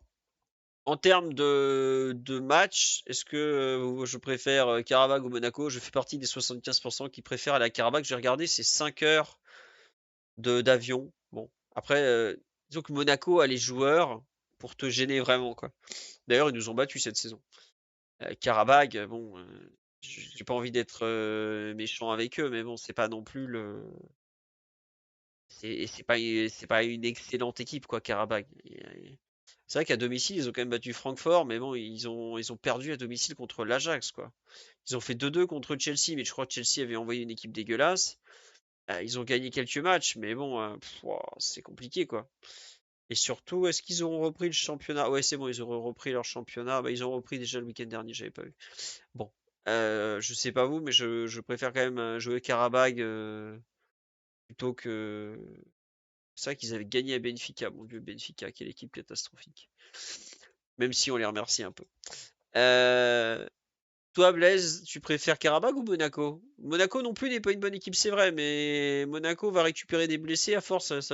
Et Monaco, avec Pocognoli, ils perdent très peu en Ligue des Champions. Ils sont pas bons à jouer en Ligue des Champions. Oui, Blaise, excuse-moi. Bah, en termes de niveau, après, je connais très peu, hein. J'ai vu des extraits comme beaucoup d'entre nous. Bah, Karabakh, effectivement. Après, le fait de rester pour une équipe qui s'est beaucoup déplacée, rester en France, limiter les heures de trajet et en étant sérieux, je pense que sur 2 matchs, on devrait pouvoir battre Monaco. Je choisirais Monaco personnellement. Ah ouais, on m'a dit signal qu'à Bakou, il fait moins 10 degrés et dans les prochains jours, ça va descendre à moins 21. Ah ouais. Il y a que Gvara et Zabardi qui seront à l'aise, hein. Plus Ah non, Safonov. Safonov. Effectivement. Ils vont dire à Pacho, bah alors t'as froid mon lapin? Qu'est-ce qui se passe? Pourquoi tu trembles comme ça? Non mais ouais, effectivement, ouais, ça va peut-être, vu comme ça, avec leur terrain un peu bourbier, on va peut-être jouer à Monaco finalement. Là, bon, d'un coup, je suis un peu moins chaud pour aller à Bakou là. Théo, de ton côté, plutôt Karabakh ou Monaco pour finir? Bah, j'ai pas vraiment d'avis en fait. Bon, d'accord. À mon avis, je pense que c'est deux équipes qu'on doit être en, en capacité de battre Ah bah oui. sur une confrontation aller-retour. Et ensuite, je sais pas si vraiment les conditions d'un match là-bas impacteraient tant que ça notre saison. Hmm. Je sais pas honnêtement. Je Après, pense que c'est quand je vois le match au Koweït, comment on est rentré lessivé alors que c'est pas beaucoup plus loin en termes de durée, je me dis, c'est peut-être pas une bonne chose d'aller à Karabakh, quoi. Le truc, c'est que Karabakh, t'es obligé d'y aller. Tu sais qu'au retour, bon, tu as vu les scores qu'ils ont pris à l'extérieur. Ils en ont pris 6 à Liverpool hier. Je crois qu'ils en ont pris, bon, ils en ont pris 3 à Bilbao. Et Bilbao marque pas beaucoup cette année. Ils ont perdu à Naples 2-0. Ouais, bon, tu sais que les prendre chez toi, c'est quand même en général plutôt sympa. Mais c'est vrai que le problème, c'est aller là-bas, quoi. Aller là-bas, waouh, c'est violent, quoi. Donc bon, à voir. J'avoue que je suis assez partagé, on verra bien. On aura quel match de Ligue 1 entre les deux? Oh, ça c'est très bien, on a la réception de Metz. Donc pas trop compliqué. Tu dois pouvoir gérer en mettant 11 remplaçants en théorie, quoi. Et c'est vrai que par exemple, tu vas à Karabag, t'es obligé de faire tourner pour le match entre les deux. En fait, t'es obligé de faire tourner ouais, 7, 8, 9, 10 mecs, quoi. Un mot sur Trubin. J'ai envie de dire que la France lui dit merci. Je n'ai rien de plus à ajouter, mais un, un scénario extraordinaire. L'autoproclamé plus grand club de France est redescendu sur terre à grande vitesse. C'était pas plus mal comme ça. Blaise, Théo, est-ce que vous voulez rajouter quelque chose sur ce PSG Newcastle, sur ce 16e à venir ou autre? Des news de Renato Marine. Renato Marine a joué avec les espoirs. Il a fait, il a fait un bon arrêt. Après, il a pris un but pas génial. Et ensuite, il a fait une bonne deuxième mi-temps contre Rennes. C'était mercredi en début d'après-midi. Il fait 2 arrêts encore. Voilà. Je sais pas si c'est le futur gardien du PSG, mais bon, vu que la concurrence est ouverte, on sait jamais. Oui, Blaise. Non, bah, c'est pas grand-chose à ajouter, mais Gvara, c'est une bonne nouvelle, tu l'as évoqué Ouais. tout à l'heure. Son absence a l'air relativement courte, donc non, très bonne chose et en tous les cas, bien content que un joueur ne se blesse pas plus gravement parce que bah, vu la position de son pied, c'est vrai que la torsion au final elle est minime par rapport à ce qui aurait pu être engendré vu à quel point sa jambe était coincée. Bah, pour tout vous dire, on me dit que je m'attendais à pire pour Kvara avec même pas 2 semaines. Le PSG a annoncé 8 à 10 jours. En fait, quand le Géorgien là, qui gère le compte Geoteam a dit ouais 2 semaines pour Kvara, on en parlait entre nous. Et j'ai dit mais attends, mais c'est pas possible. Il avait la cheville à 90 degrés. Et le mec, je lui demande, donc je demande sur Twitter, mais tu le connais Kvara? Et il m'envoie une photo de lui, genre ouais un peu, ouais, où tu vois Kvara clairement en train de parler avec lui. Je fais ah ouais non, il le connaît vraiment, mais je m'attendais quand même pas à ce que ça soit 8 à 10 jours quoi. Donc on s'en sort très bien, mais bon, ça te montre aussi à quel point ta Ligue des Champions, elle tient peut-être pas à grand chose quand même. Enfin, ta Ligue des Champions ou ton parcours tout du moins. Voilà. Je voudrais remercier les derniers subbers, Bisous et Tara, notre petite reine, qui se cache derrière un code postal parisien alors qu'elle ne l'est plus, mais bon, ça c'est un autre problème. En tout cas, est-ce qu'on peut voir Draw contre Strasbourg? Possiblement, faudra voir s'il est dans le groupe déjà. On aura le match, donc c'est dimanche 20h45. On aura le groupe dimanche matin, comme d'hab. Bon, Lucien Riquet, je pense, en parlera samedi à 13h en conférence de presse. On se retrouve lundi soir pour le podcast, effectivement. Sur PSG, sur Strasbourg PSG. Merci à Hit 7527 aussi. Et puis bah voilà, tout simplement. Le tirage au sort, si je me trompe pas, c'est demain. Ou je me suis planté parce que j'ai pas eu le temps de suivre des histoires de tirage au sort. C'est pas moi qui m'en suis occupé du tout sur le site. Donc Ouais, c'est demain. c'est demain, c'est ça. Ouais, Demain midi. demain midi. Au retour de la piscine avec le petit. C'est parfait, on sera là, en train de suivre la chose. À très vite. Un immense merci pour votre fidélité, tous vos gentils messages, tout ça là. Vous êtes encore 150 à 1h du matin. Vous allez être explosé demain. Donc félicitations à vous. Merci beaucoup.